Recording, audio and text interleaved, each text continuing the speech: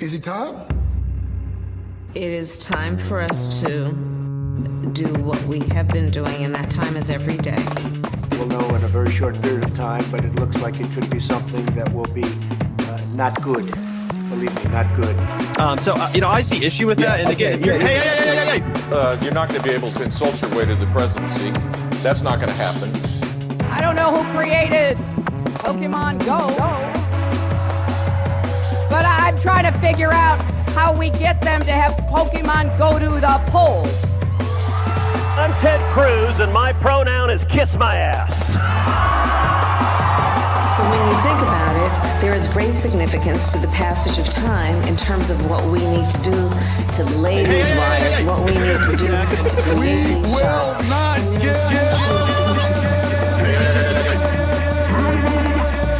America is a nation that can be defined in a single word. I was going to put him Not good. Believe me, not good.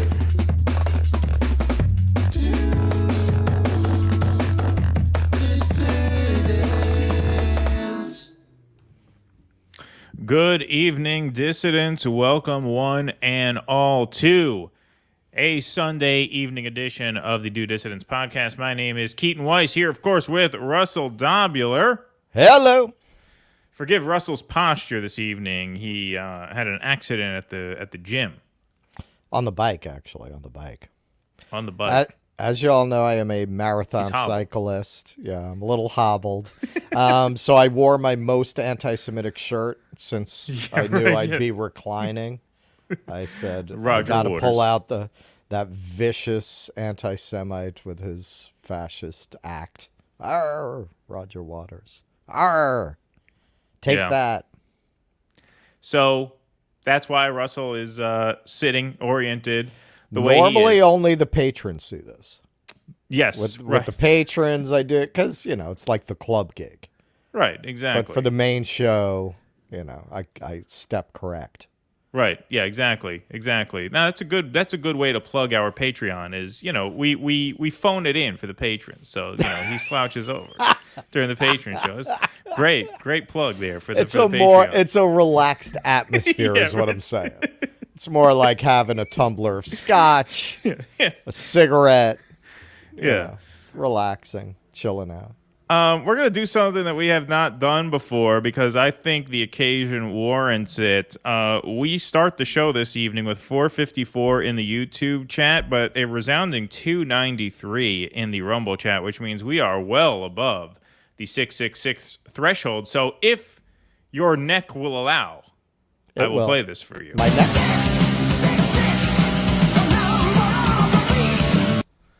Even though we're not up over 666 in the YouTube chat, we have a great crowd in here for both YouTube and Rumble. And so we thank you guys all very much for being here this evening. We appreciate you all. Jake, our producer, is in the booth tonight. And so we are fielding Rumble rants and super chats. Thank you guys all very much for being here on this Sunday night. We have a few announcements that we have to make before we get started. First, it is Sunday, which means we are doing our post-show Q&A exclusively on Rumble. So after the main show ends, we will take a 5-minute intermission, give people a chance to head over to Rumble if you'd like to stick around for the Q&A. We open up the phone lines to our patrons and paid Substack subscribers at that time, so we could be taking phone calls from you guys if you are supporters of the show.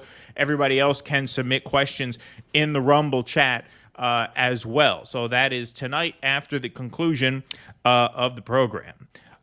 We also have a couple announcements this week. We were going to do our Halloween show tonight, but given the seriousness of the news, we just didn't really feel it appropriate to be covering the news in our Halloween costumes with a Halloween theme of the show. So what we are going to do is Halloween genocide. It just doesn't really work. It's not. There's a reason that went out as a party theme with the Nazis. Yeah, right. Exactly. So what we are going to do on Tuesday, October 31st, Halloween Day, we are going to do a special matinee show at 2 p.m. Where we will be listing our favorite dissident horror films, an extension of last year's list. So we did this list last year. We'll pick 10 new ones for this year, and that'll be a special Tuesday matinee, a little bit of escapist fun and fan service in our Halloween costumes. And so if you guys can come hang out with us Halloween day at 2 p.m., we will be live at that time. The following day, Wednesday, because of a prior commitment, we will be doing a matinee as well. So this Wednesday, November 1st, we will be on at 2 in the afternoon Eastern time again. So if you are a Euro dissident who has to stay up really late to watch these evening streams, this week is your lucky week because you'll have not one, but 2 chances to catch the show at a reasonable hour. 3, and everybody really? else... Well, yeah, 3 because of the Friday we got the Friday show. Exactly. But everybody else, you guys will have a chance to catch us early. So we'll be on 2 p.m. Tuesday and 2 p.m. Wednesday. We also have the Post-Duopoly show tomorrow at 8 o'clock. I will likely be tuning in late to that one since there is a Free Palestine rally in Albany that I will be attending tomorrow. And so I might be a little late for the show, but the show will go on. Obviously, Kit and Russ will be there, and I will be joining in progress when I get home, if I get home. I'll say. So, that would be funny if you were the one to get arrested. If I get arrested, right? Yeah, exactly. Exactly.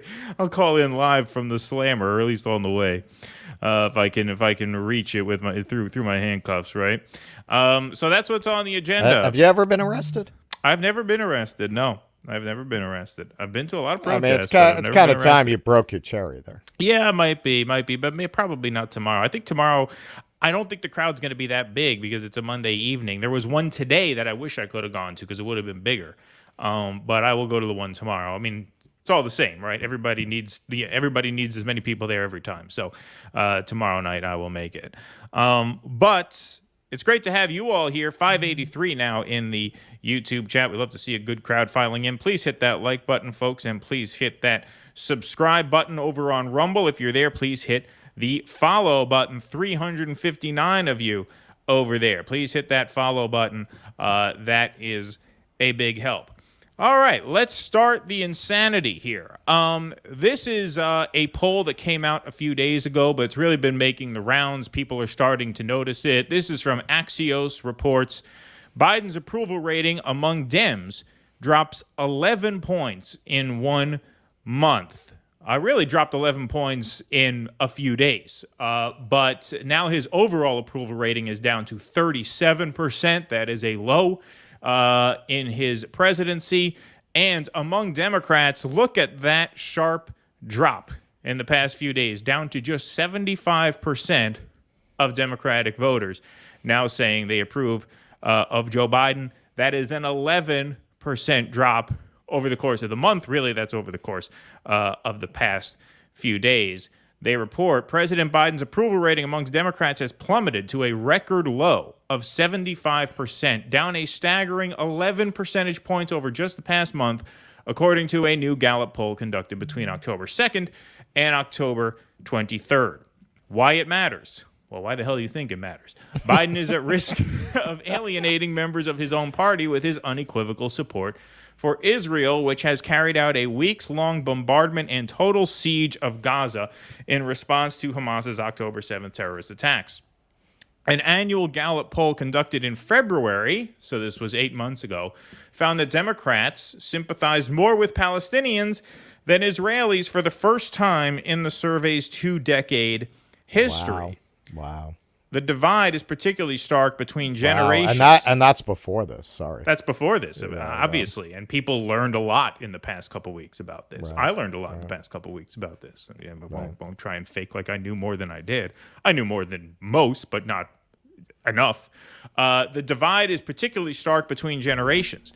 Less than half, that's 48% of Gen Z and millennials, believe the U.S. should publicly voice support for Israel. Well, that's embarrassingly high, 48% actually, according to a recent NPR PBS NewsHour Marist poll. So you have... But, I mean, imagine what kind of a dork you would have to be to even identify as a Democrat in that cohort. Yeah, exactly. I mean, it's really something that we're seeing this stark a drop-off in support, because the tragedy of this, obviously, is that there's nowhere to channel any of this energy, at least through the electoral system, right? Like these 11% of Democrats who were for Biden earlier this month, but for whom his unequivocal support for Israel is a bridge too far. These are the Democrats who we needed to reach 7 years ago. This is why I say, you know, for all of the faults of Bernie himself and, you know, as big a disappointment as he turned out to be, that 2016 campaign really was the canary in the coal mine, because it was the last chance to at least try and put our foot on the brakes before the country drove off of the edge. It was a last chance to stop this, because now there is no way to stop this. There is no way for those 11% of Democrats who were all in for Biden before this happens and are not. They were reachable in theory, but they couldn't be reached, right? That was the cohort that we needed to turn around 7 years ago, and now it's too late, because Biden has been covering for Netanyahu from day one. We knew he would as soon as the State Department spokesman told Max Blumenthal, we are going to handle disputes with Israel in private. That told you everything you need to know. That means they're going to cover for all of their war crimes, and they're not going to pay any price for anything. Trump at a rally just yesterday or the day before, it wasn't a rally. He was speaking before a Jewish group. He said every death is the fault of Hamas, meaning every Palestinian death is the fault of Hamas and Hamas alone. Israel bears no responsibility for any civilian deaths. He also said for every drop of American blood spilled, we will spill a gallon of other people's blood. So, predictably psychotic rhetoric from him. RFK, we all know where he stands on this issue. And the only anti-war candidate left in the race is Cornel West, and all he has to show for his, 6 months on the campaign trail is a John Coltrane quilt that he keeps behind his head when he does interviews with podcasters. So, where is this energy to be channeled? Nowhere, and that's the tragedy. At least nowhere in the electoral space. Obviously, all the activism is encouraging and inspiring and important, but those 11% of Democrats, hey, where the fuck were you? Where were you when we needed you? Not where you should have been, and now it's too late. Well, good news on RFK, though. In typically batshit crazy fashion, he retweeted a meme today that completely contradicts everything he's been saying on foreign policy. It was a meme showing Iran surrounded by military bases, and RFK retweeted it saying, God had the poor judgment to put our oil under their country, or something, something completely contradictory to everything that he's been saying up to this point, which is why my take has been for several months, that cat is fucking crazy. That cat is just out of his mind. Like, it doesn't even make any sense politically for him to retweet something like that. Yeah. I mean, if he meant it literally, it's psychotic. If he meant it sarcastically, it's out of step with everything he's been saying for the past couple of weeks. So how do you read it? You really can't. Right. And that's what he does. He's just all over the place. And then if you call him out on it, no, I was misquoted. No, that's not what I meant. I was actually referring to a study done by Heisenberg in 1938. Clearly, everybody knows what I meant. New study says broads who swallow live 10 years longer. That's not mine. My uncle used that one on Marilyn Monroe.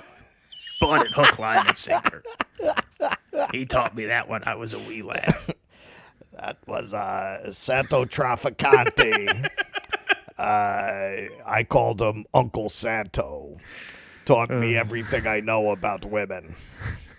Funny, my wife just texted me a while ago that Sawyer's watching. So, Sawyer, I'll explain that joke to you in about 15 years. And I think this is going to be a running theme in this show, and it's kind of fascinating to watch. the whole edifice of the just insanely self-contradictory house of cards of the political project that the Democrats have built. Only look at identity. Do not discuss class. Let's only talk about race in terms of people's manners. It's a very professional class way of approaching questions of racial dynamic. People have to behave better in public, right? That's the upshot of their entire project. Don't delve into deeper issues of poverty and reparations. Stay off that. This is all burning to the ground around this. Yep. You have been telling your elite class students, you have been telling your children, you've been telling the people who are supposed to take over for you when you retire, right? The people who are going to take over the machine, to only think in terms of race, to have no other thought, every colonialism, and that's it. And you expected them to just get behind you in a situation like this, where this horrific genocide is being committed by what is clearly an apartheid state. What did you think was going to happen? And not only that, and again, this is something I think I'm going to do an essay about. They've been encouraging political violence from students for years, as long as it's oriented in a direction that doesn't hurt their bottom line. Trapping Riley Gaines in a classroom, nobody got in trouble for that. Overtly threatening her, on camera. Nobody got arrested for that.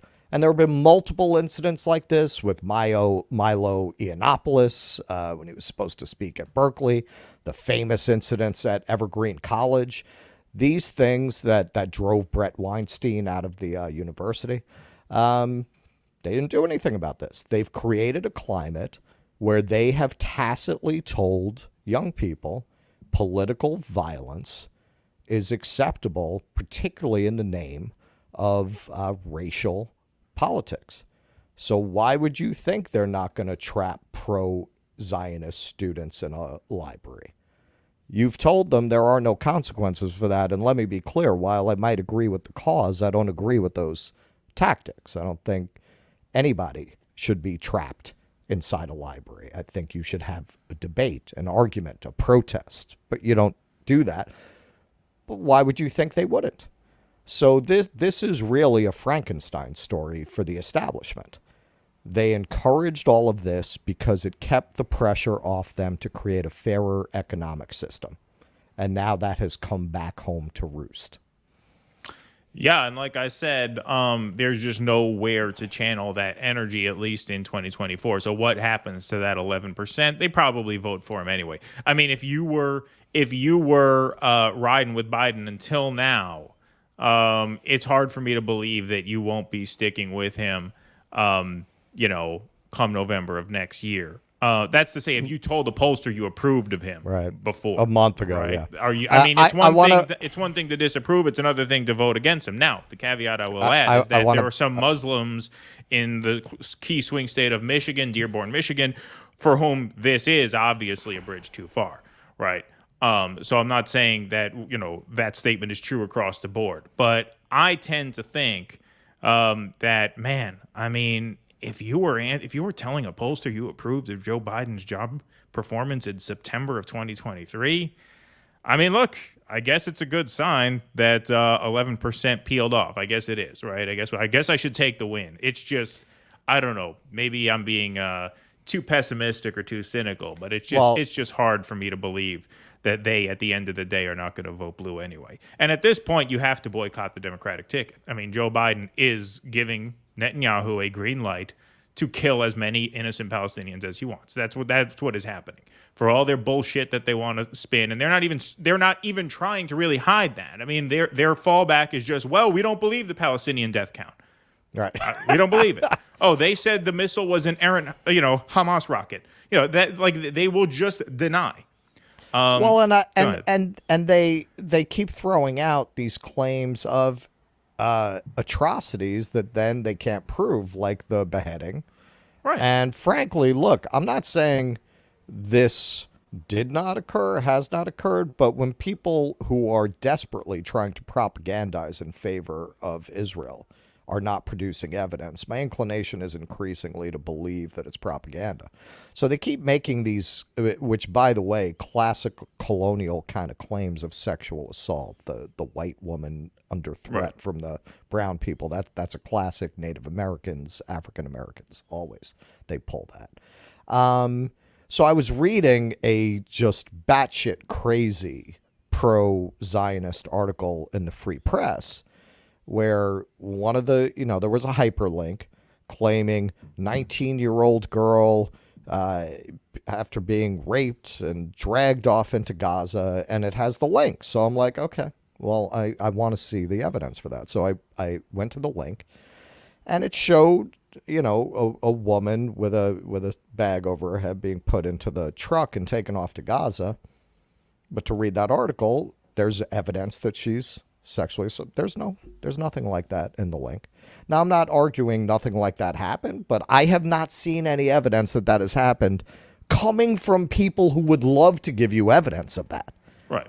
So the longer that goes on, that they keep saying this without evidence, given the history of using claims like that to stir up a genocidal fury in a population, I'm deeply suspicious of those claims at this point. All right, let's take some super chats here, and keep the train moving. Two last things I want to say briefly. One, this, I don't want to kill your hope, Keaton, but this may not all be Palestine. The stock market had a kind of blast over the summer, which might have helped to prop up Biden's numbers. But now these PMCs are seeing their 401ks evaporate again.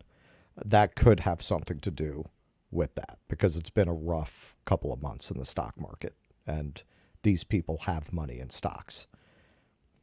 Well, you'd have to see, where that dip in support came from, amongst like which economic cohort. That's what I'm saying. You need to dig into that data a little more. An 11% drop, though, I suspect that's part of it. Let's put it this way. I suspect if the market were roaring, that number wouldn't be as high as it is. That's probably true. But I have to think, obviously, the driver behind that. I agree. What I just don't think it's all of it. Yeah. Britsman, thank you for the $2.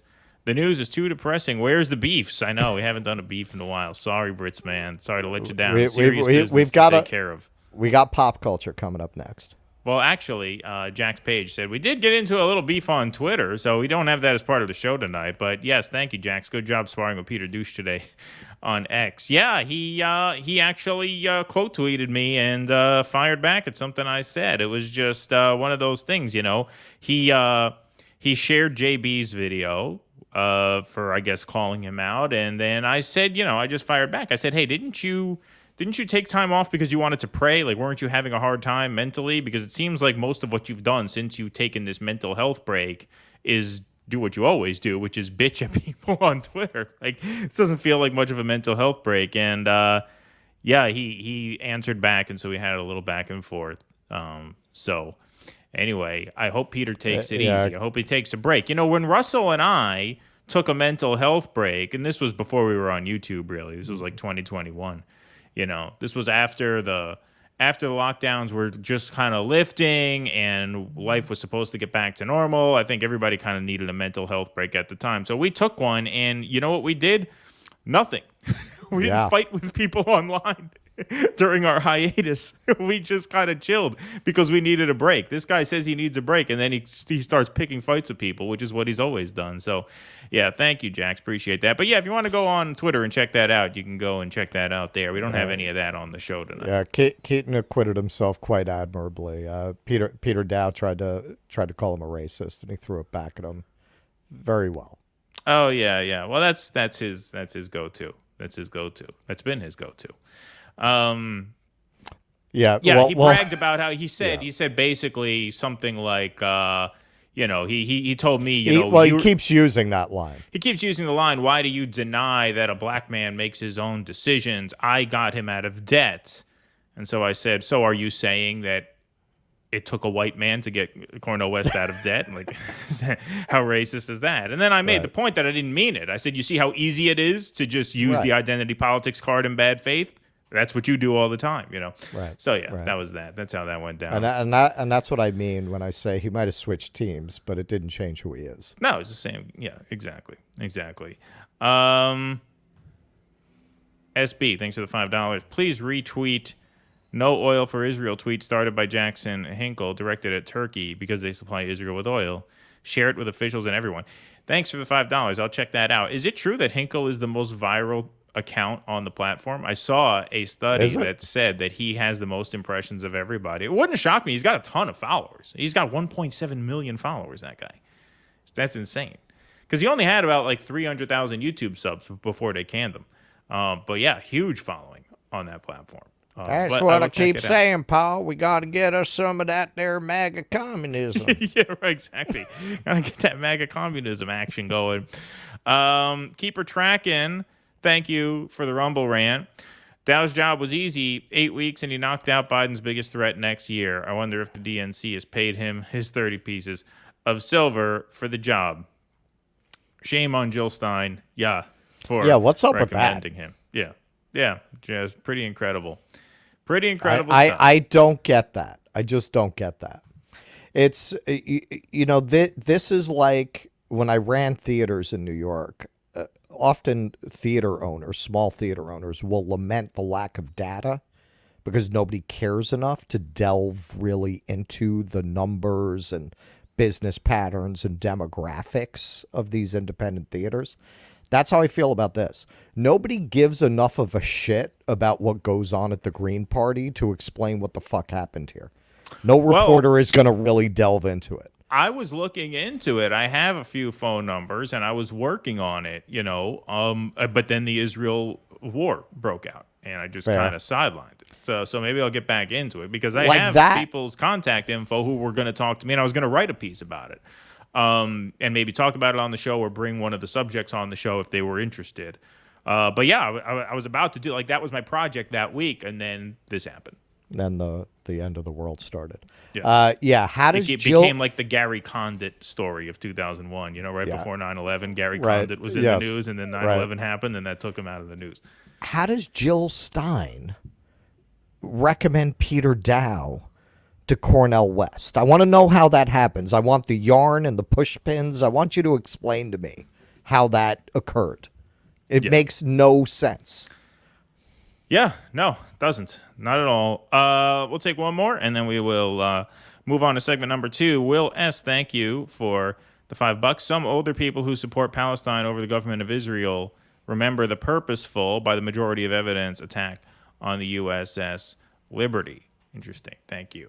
All righty. Let's go on to segment number 2, Russell. So this is a little bit of light fare before we get into some of the heavier stuff. So go ahead. Okay, so South Park, in my estimation, did for Disney this week what many years ago they did for Scientology. They flipped the narrative in a way that I think Disney will never recover from. So they did what is supposed to be the first part of a trilogy, Into the Panderverse, in which Cartman is having nightmares about him and all of the South Park crew being replaced by diverse women who hate the patriarchy. So I did watch this, but first I put together a trailer of it, and then I will discuss the episode a bit.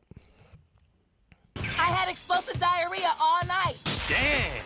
Dude, school is going to be so awesome today. Brothers. Oh, hamburgers. Oh my God, they killed Kenny. I like big boobs. How does this even make any sense? It makes perfect sense. I think the problem is you. Tammy Mullins has sweet knockers. You sound like a white male trying to reestablish the patriarchy. Mom, I had a dream that I was replaced by a diverse woman. They were taking all my favorite people and replacing them with diverse women complaining about the patriarchy. Will you check under the bed and make sure there's no Disney executives under there? Kathleen Kennedy is not under your bed. And no such thing as Disney executives who replace everyone you love with diverse women who complain about the patriarchy.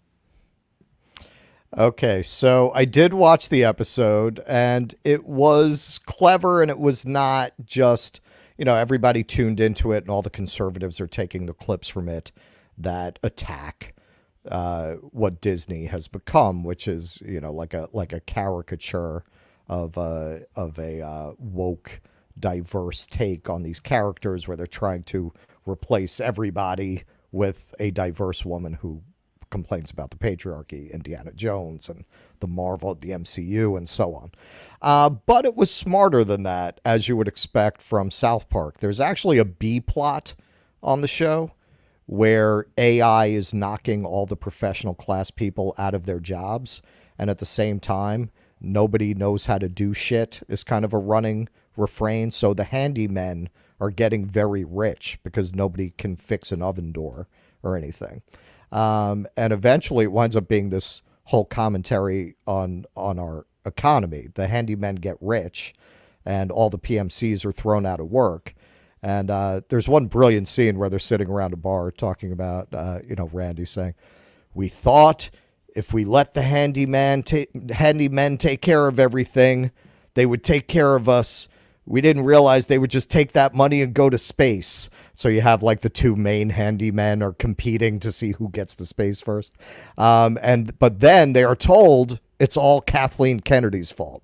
So there is a commentary there on how a lot of people whose problems and issues are really economic get caught up in these aimless culture war battles about, Black Spider-Man, because they can't really wrap their heads around the way the economy is actually destroying their lives. It's not Kathleen Kennedy destroying your lives, although she's probably destroying your childhood.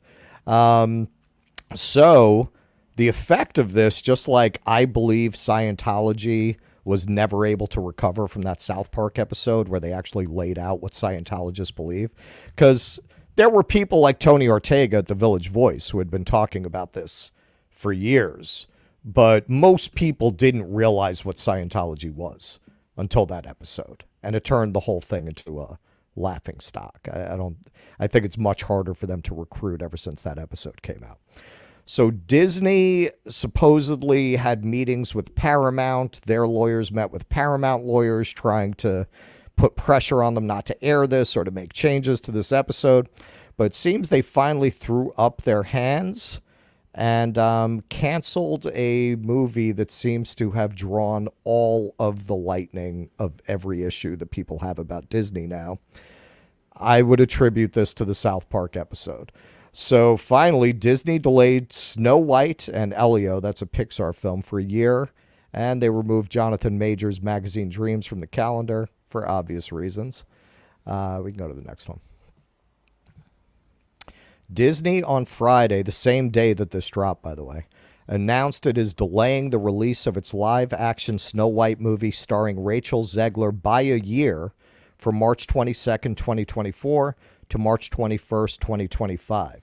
The film, which is officially titled Disney Snow White, is among the studio's biggest offerings of the year and is one of the anchors of its spring slate. All right, so this movie is ending up just being potentially a financial and definitely a PR disaster for Disney, partly because their leading actress has been running around for a couple of years talking about how much she hates everything about She's my favorite actor. Snow Leave White. her alone. I'm going to have to call the theater and get my money back because I pre-bought these tickets already for opening night. She very much, she's kind of the perfect symbol of what Disney has become. She's like this caricature of an empty-headed, obnoxious, narcissistic, woke actress running around talking about how terrible the movie that she's in how terrible the movie that it's based on is. So that drew a lot of fire. But you know what? Nobody was paying much attention to her until this photo dropped. Nobody was really paying attention to this project until this on-the-set photo of what people believe were supposed to be the seven dwarfs. Instead, they were turned into the seven magical creatures. Which again, according to the best information we have, was all because Peter Dinklage of Game of Thrones bitched about the idea of having 7 dwarfs as horribly retrograde, which, by the way, a lot of other dwarf actors spoke out against him, saying, well, that's fine for you. You're rich now, right? You just took opportunities away from 7 actors who have a very hard time getting cast in big projects like that. So reinforcing the idea, now, of course, Disney is saying this delay is because of the strike. And rumor has it go ahead. Rumor has it they've already dumped $300 million into this thing. But it looks like they're reconceiving and reshooting this entire movie, because otherwise, why would they drop this photo on the day they announced the delay? Oh, look, the 7 dwarfs, a terrifying bad CGI representation of the 7 dwarfs, but the 7 dwarfs nonetheless. So it doesn't really make any sense they would put that out there if this was not an enormous effort to try to rescue this movie from, I gotta say, I don't think I've ever seen a movie get such bad press a year before it's supposed to come out. Like, this is potentially just the albatross around their neck that sinks this whole company. So your theory is that South Park basically canceled Snow White? Yes. My theory is South Park, it was the final straw. This episode was the final straw. Like, they were already starting, Iger was already saying to investors and in stockholder meetings that they're going to back off on the political battles and the cultural stuff. There's a hostile takeover possibly going to happen from an outside investor, Nelson Peltz. I always thought this was going to happen eventually. These companies can't just keep losing hundreds of millions of dollars making movies and TV shows that nobody wants to see. They have investors. Eventually, the ESG score is just not going to outweigh the collapse in their stock price and the collapse in their profitability. So it looks like we're here. It looks like Disney is raising the white flag, and it looks like South Park. That's why I compare it to what they did with Scientology. It looks like this South Park episode was the final shot that made them say, okay. We're going to bring back the dwarfs. Fine. Even though they're not regularly on TV anymore, they still have a way of influencing the culture. I mean, South Park has really been a phenomenon. What, they started in 1996, so almost 30 years now.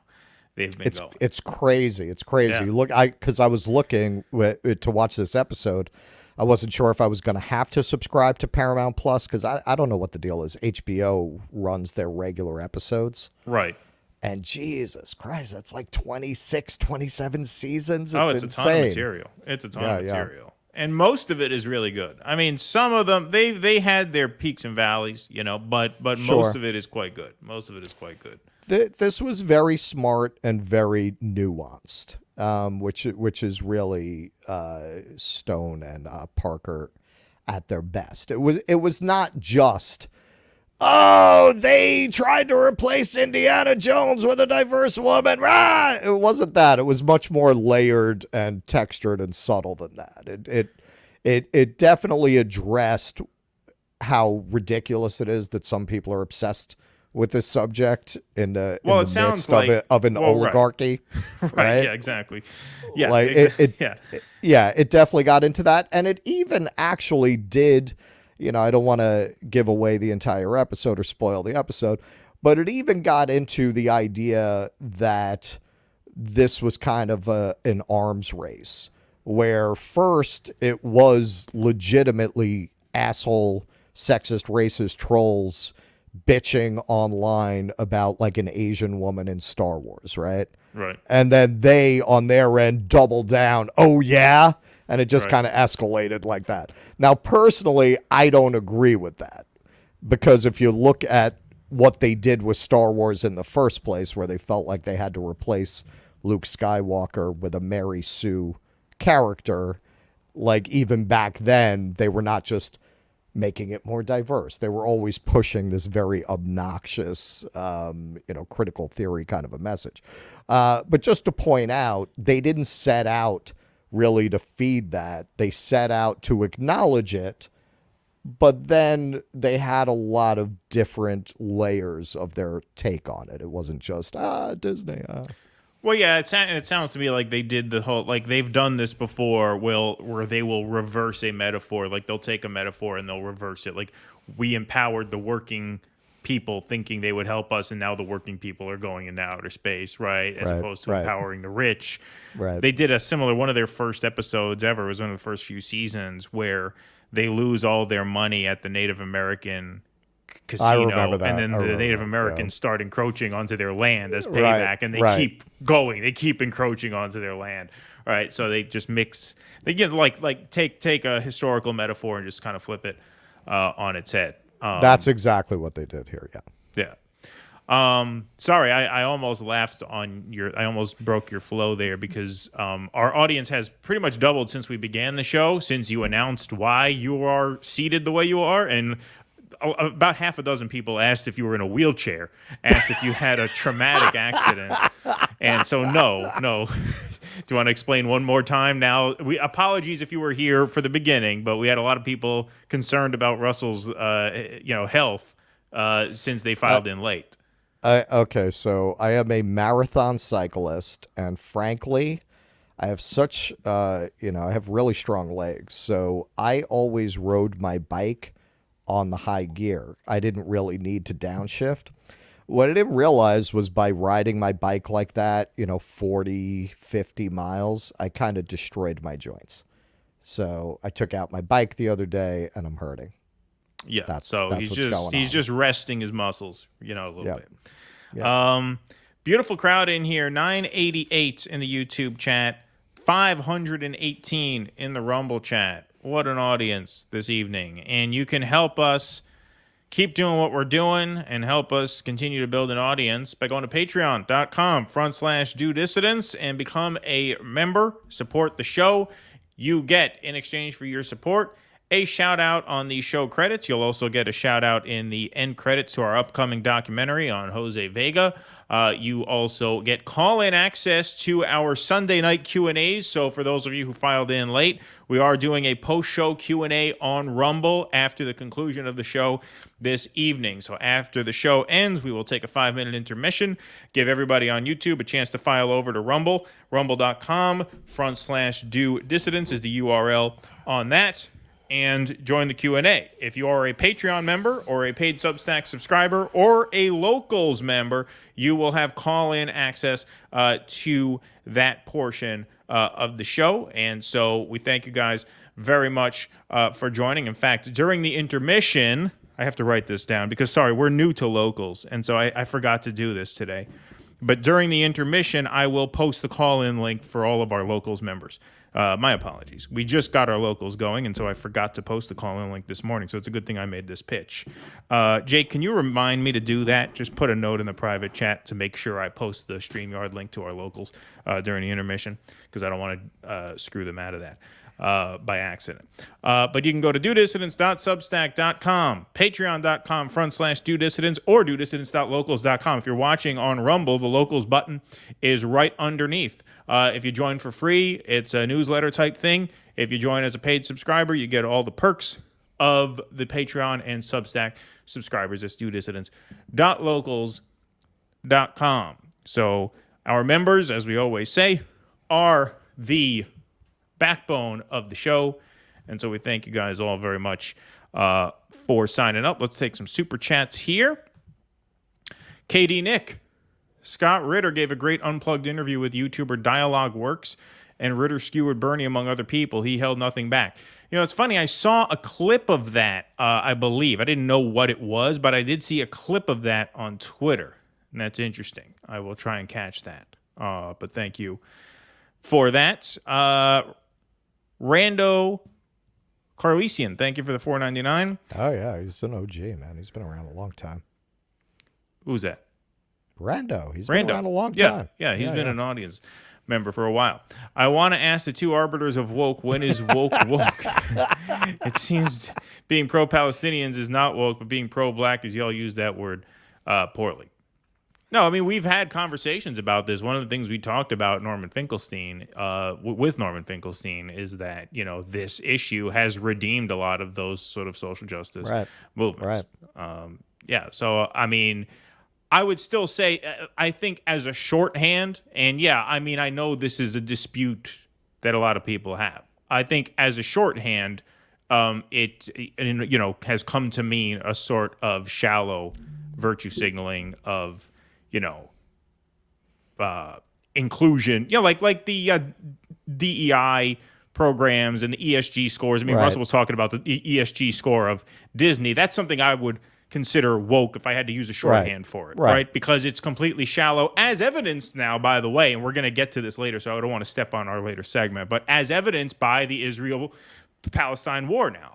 Right? Like, who can take ESG seriously anymore? Who can take these DEI programs in the workplace seriously anymore? Oh, you want us to be nice to each other? You want us all to get along with each other across racial lines? Meanwhile, you guys are canceling people for opposing a genocide of an imprisoned brown population. So that's what I would consider. And I understand. Just like, there are people who say we should define CRT as it was originally defined, and with woke it's the same way. I would concede that. I would just say as a shorthand, and perhaps we shouldn't use that shorthand anymore. Like, I'll take that criticism. Perhaps we shouldn't. Perhaps that should run its course, and we should put that one on the shelf. There is, I've thought about that. There just is no word that encompasses exactly what we mean by it. And Rando, having watched us for as long as you have, I've been seeing you in the comment section for a long time. Come on, man. You know what the fuck we're talking about. Come on. Seriously? I don't even buy the question. Come on. How many times have we sat down and explained in detail exactly what we mean and don't mean when we're talking about woke? And as we have covered the Palestine issue, we've been saying that's part of what's remarkable about it, that wow. Okay, so now they've been put in a position, meaning these students who I feel their politics have been very shallow and just about virtue signaling in ways that don't cost them anything. Now they've been put in a position where, one, they're seeing the true face of the people who have told them that race matters. They're seeing that it doesn't. They're seeing it was all a hustle and a scam. Keaton put together a great video that we'll see later that I think speaks to that. Because I feel when I'm watching a lot of these young people talking about the Democratic Party, they're realizing what this is for the first time. They're realizing that all that Kente cloth stuff was total bullshit. So there's always been a distinction, and we've always said this. The core principles behind what's come to be termed woke, for the most part, we would agree with. But the way that it's functioned has so clearly been a grift, a hustle, a distraction, and an attempt to avoid any movement that might threaten capital. That is what we've always spoken out against. Now, seeing so many, particularly young people, risking their careers, because even after they came down on them, a lot of these students are still going and protesting on these campuses, and we'll get into this in a story later. It's making the establishment increasingly desperate to shut down these demonstrations and their free speech. In a lot of ways, that's very heartening. That's very heartening that enough of them actually meant some of this to put their asses on the line that way rather than to just tweet some BLM shit, which is most of what it's been. Right, exactly. And you know, in light of that development, I take the point. Maybe we should come up with a different term for it. I'm open to suggestions. Why don't we open that up to the audience? If anybody has an idea of what we should use now instead of woke, that might be a good one. Because especially now, a lot of the anti-woke crusaders are becoming pretty nauseating to listen to. Well, they've always been, though. Yeah, they've always been. That's always been the difficulty. That if we didn't find them nauseating, we'd be angling for a Daily Wire slot. You know, I mean, exactly. Yeah, that's the problem. The people who have spoken out about it, who have been most prominent, have tended to be no better only in their own way. Exactly. By the way, Russ went on enough of a monologue there that I had time to paste the call-in link in the local. So if you are a local supporter, because we're up to 3 local supporters now since we launched, the call-in link for the Q&A is in there right now. So thank you, and sorry about that. Okay. Yeah, somebody there, I thought of that. Somebody here says use virtue signaling. That's what you mean. Yeah. I mean, maybe that's what it will. Yeah, right. would it We'll work? table that. Yeah, Yeah. we'll table it. We'll Table discuss. it. We'll circle back. We'll think about it. We'll circle back with you. The Orange Ninja Turtle, thanks for the $5.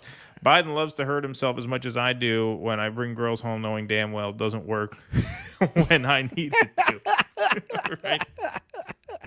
Well, good luck with that. The Orange Ninja Turtle, wish you well in your struggle. You are not doing anything to disabuse people of the notion that our entire audience is made up of incels. By the way. Right, exactly. Elizabeth Marshall, thanks for the $2. Thanks for the Coltrane quilt humor in these times. Yes, thank you. Try to make That was a good one. Squeeze as many jokes in as we can.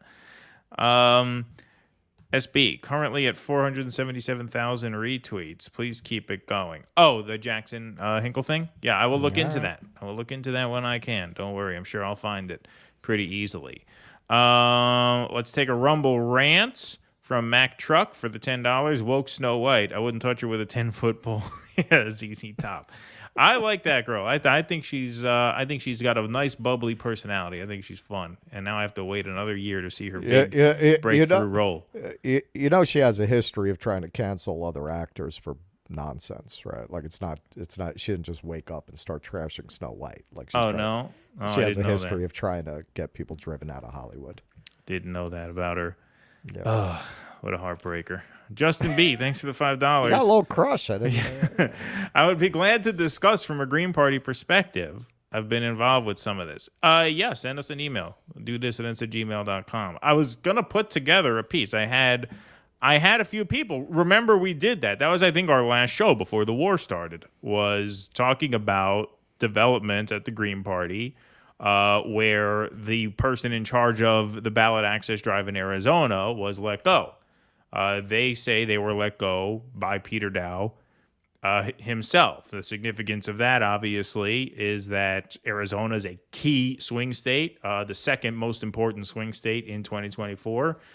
And the fact that the ballot access, I don't know, supervisor, whatever their title was, the person in charge of getting ballot access in that state was let go just a few weeks before the deadline was suspicious. And I was going to make some calls that week and get a piece together. And then this happened, and all that became kind of unimportant in comparison. So we'll take one more, and then we'll go on with our segments. We got plenty more show, so please hit that like button. Please hit that subscribe button. Hit that follow button on Rumble, and settle in. Plenty of program left. DC, thanks for the $5.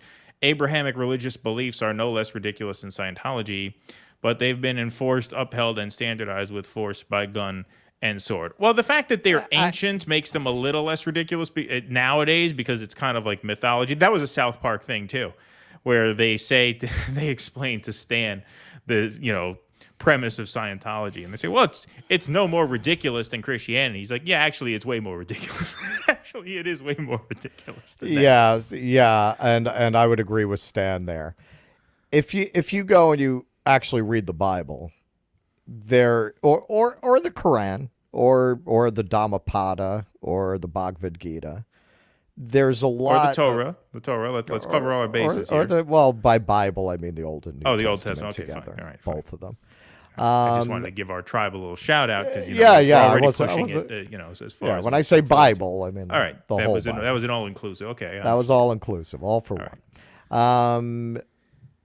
So there's a lot of beautiful philosophy in those books, along with a lot of madness. I mean, when you're talking about the Bible, one of these days I will give you my analysis of the book of Joshua. It's one of my favorite things to deploy with deeply religious people, because they can never explain the contradictions in it.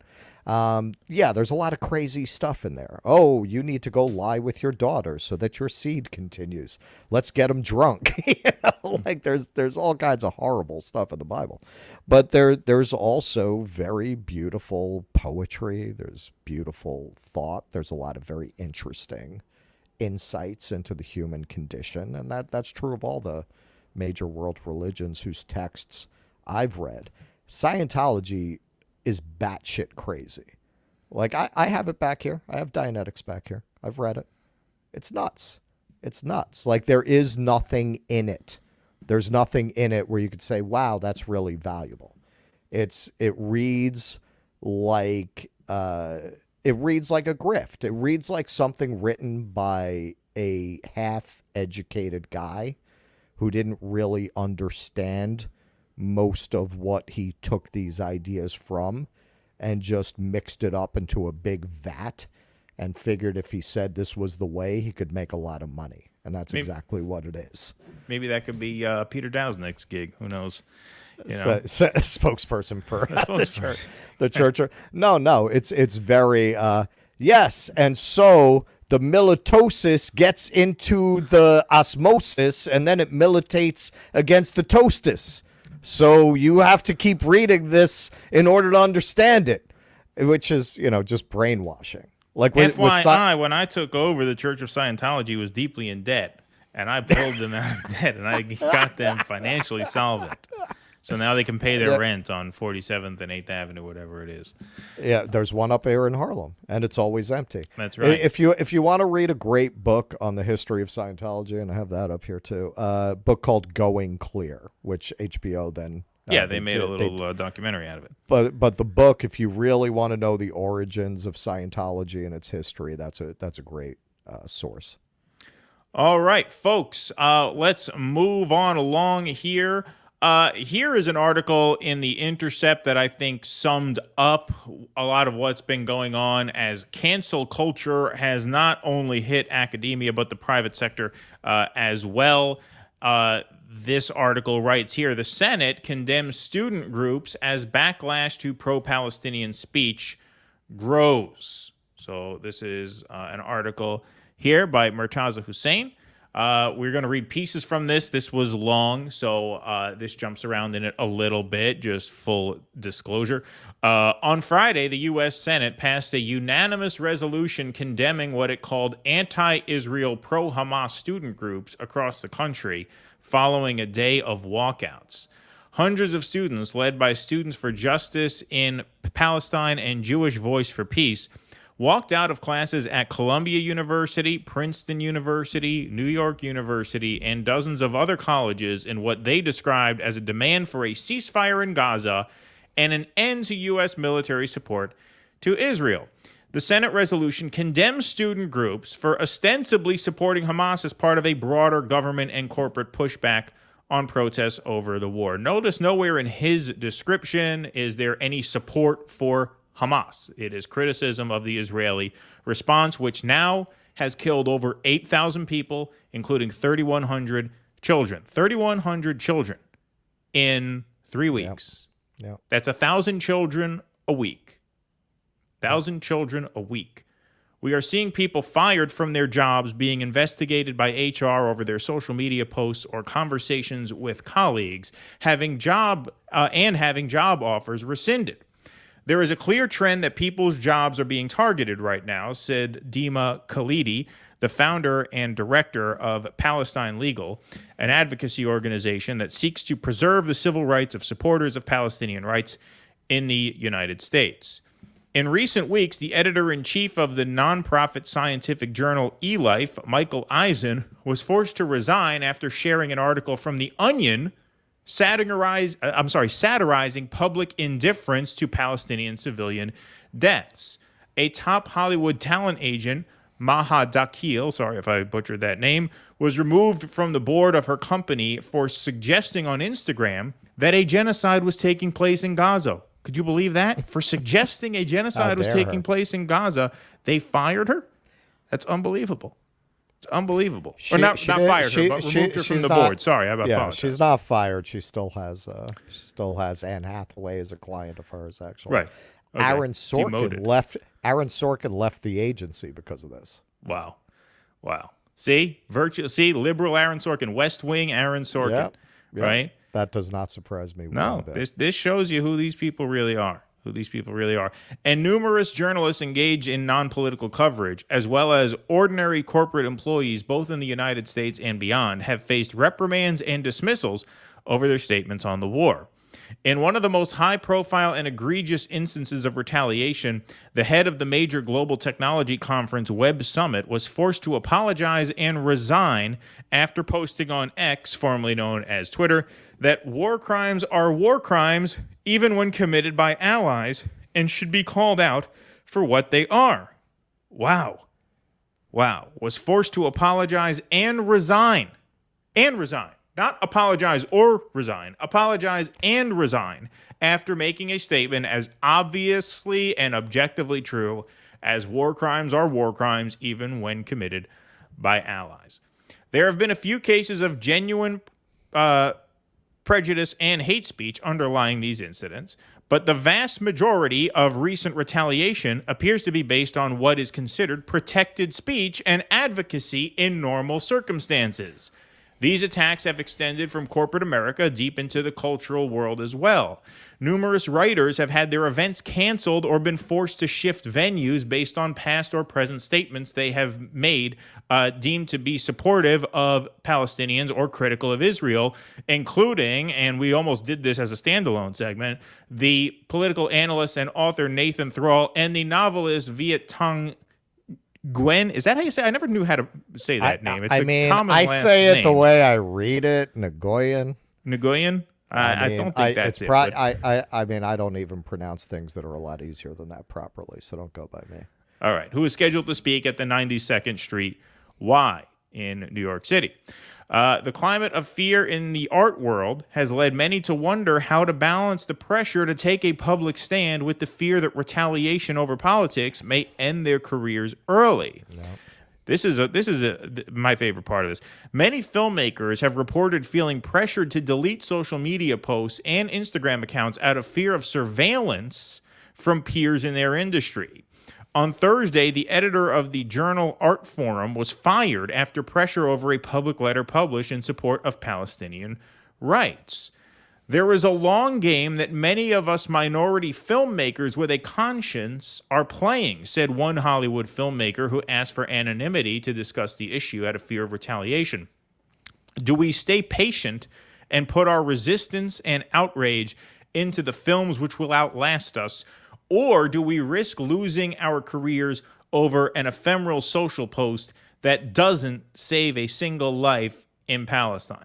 Well, the answer is obviously you risk losing your career in order to speak out against this once-in-a-lifetime atrocity, this world historic atrocity that's taking place. Because the issue, I'm not going to save a single life in Palestine.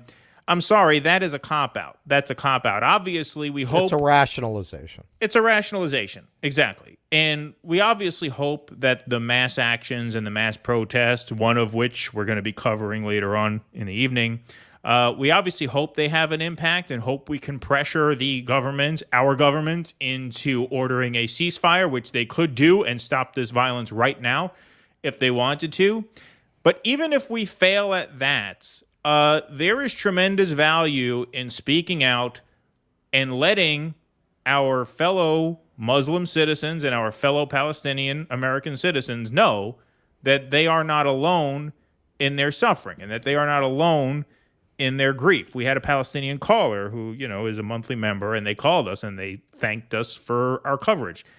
That means something. I'm not saying this to toot our own horn. I'm just saying that when you speak out and you let people know that they are not alone, there's tremendous value in that because that builds solidarity. And through solidarity, you build movements that can change things for the better. So, no, there's no excuse, no matter where you are, to keep your mouth shut right now. I don't think. I don't buy that. I had someone actually ask me after seeing the Maddow thing that we did with Jose, what's the point of doing that? Do you think you're changing anything? And my answer was, as much of a disappointment as Bernie Sanders turned out to be, one thing I will credit him for in my own life is getting across to me the idea that you don't have to be everything, but you have to be part of something to change anything. You don't have to be the leader. You don't have to put that on yourself that, well, but what can I do? I'm one person. He definitely got across to me it's not about that. If everyone says that, no one will do anything, right? You have to do what you can do. What you can do, you do. And exactly as you're saying, it's telling other people you're not alone so that you can come together and unite as a unit. And especially if you have a platform like this, it's doubly important to tell people they're not alone, right? That there are people out here who think like you, a lot of them. You're not by yourself. And that is a lot of the point. So what? You're going to make a movie about this after these people have all been wiped out? Right. We're going to wait. It takes a long time to make a movie. Right. So what? First of all, you have to wait until the political pressure is off. Well, you know what? If the political pressure is off, it's probably going to be because these people have been wiped out already, so it doesn't make a difference what you say or do. This is the moment where it makes a difference. And if you look at how this is playing out, it's very much like the Vietnam War, where you have this younger generation that is truly seeing the face of its leadership, including the Democratic Party. That was what led to that riotous convention in Chicago in 1968, Johnson escalating the war. They saw that the Democrats were not the good guys, that the Democrats were part of the same military-industrial complex. That's kind of replaying itself here. And just like back then, what did they do? J. Edgar Hoover sent out the FBI to infiltrate their organizations. The establishment is bringing the hammer down because now these kids are actually taking a stand they care about. They didn't care about who's allowed in a swim meet. They didn't give a shit about that. Right. This, now you're fucking with the whole edifice, that their money, their power, their geopolitical games, you're fucking with their whole world. And now they're finding out what the establishment that up to this point, they've been very, in my opinion, they've been very cozy with. That's what I'm talking about when I say woke. You're not really challenging power, even as you're talking about challenging systemic oppression. You're really not. You're just channeling your energy in the directions that they want you to go in because it is no actual threat to power. That's what I'm talking about when I say woke. And now, hey, God bless them, man. A lot of them are actually seem to mean well. Even if they were misguided, you can't blame people for being misguided, especially if they're young people. Right. A lot of these people are 19, 20 years old. Right. You can't blame them for that. Hey, these people are a lot older. They're a lot wiser. They have control over all the means of communication. They have control over academia. I don't blame these kids for that. And I'm very impressed with the ones who, now that we're facing a real situation, are risking their whole futures to stand up and speak up. And as we've said many times since this started, it's redeeming a lot of what we've criticized to see so many of them actually mean it when they're confronted with something real. Yeah, and look, the other point of this is if everybody speaks up and speaks out, as Dave Chappelle reportedly told his audience when some of them gave him pushback over his comments on this matter, they can't cancel all of us, right? I mean, if enough people speak out where this becomes the norm, then they become the odd one out for having this ridiculous, absurd position that Israel can do no wrong, because that is what they're saying. There is not a reasonable other side to this argument, right? They straw man our side of the argument, right? By saying we don't care about Hamas. dead Israelis, or we support the Hamas action, which, you know, we've said obviously on this show, we'll say it again for any censors that may be watching. All violence is tragic. All war is obscene. We celebrate the deaths of no one, obviously. But that's what they try to put on us because they have nothing else, because they're the ones defending a world historic atrocity as it is unfolding in real time. And as Russell just said, a lot of kids at these schools are figuring out what it really means to be woke, if that helps people in the audience, right? What it really means to be woke is to piss these people off and not care, right? Yes. Because what has happened is a lot of this social justice energy has been corralled by the very people who are now trying to stomp it out when it actually means something, at the moment when it actually means something. And I just want to finish reading from this piece here because it ends, despite the growing climate of repression, legal advocates committed to defending free speech on the issue say that they will continue to promote the Palestinian perspective on the conflict with renewed urgency given current events in Gaza. There are many people speaking out and refusing to be intimidated by this McCarthyist-style purge, said Khalidi of Palestine Legal. It's really important for people to think beyond the immediate moment and tap into our moral compass here, because we are witnessing immense war crimes, and if we don't stand up and speak out about them, then we are also complicit. Yes, absolutely. How difficult is that to understand? Oh, should I wait and sit tight so I can make my immortal film that's going to outlive me? No, your film doesn't mean anything. That's going to be too late. The film you make in 10 years about the film you make in 1965 about Japanese internment camps is not helping any of the people in the Japanese internment camps. Exactly. That's really what you're talking about. And one thing I keep wanting to mention, I'm betting a lot of our audience are on YouTube enough to have experienced what I've experienced. The Israel lobby is dumping a lot of money into propaganda. I've been getting a lot of pro-Israel ads when I click onto YouTube videos. And they're so transparent. I mean, there was one with a, stunningly beautiful young woman talking about the atrocities of Hamas. It's a very two-dimensional kind of propaganda. And especially when you look at that, it's like, okay, so a lot of the objection, particularly among the younger generation, a lot of the way this is playing is white colonizers committing a genocide against the brown colonized. Do you think it's really a good idea to represent Israel as like Slavic people with a dark tan? Because that's what the people you're having in these ads look like to me. I haven't seen any of them. It's definitely not helping your argument to have like a blue-eyed blonde with a dark tan and an Israeli accent explaining how the Palestinians are the bad guys as you bomb them into oblivion. I mean, maybe those in the chat can say what they've been seeing. I honestly haven't seen any of them. Yesterday, almost every video I clicked on, I got an Israel ad. Okay. Yeah, I've been watching more Rumble videos lately, so I've been seeing ads for, homeopathic toothpaste and things like that, and, things popular over on Rumble.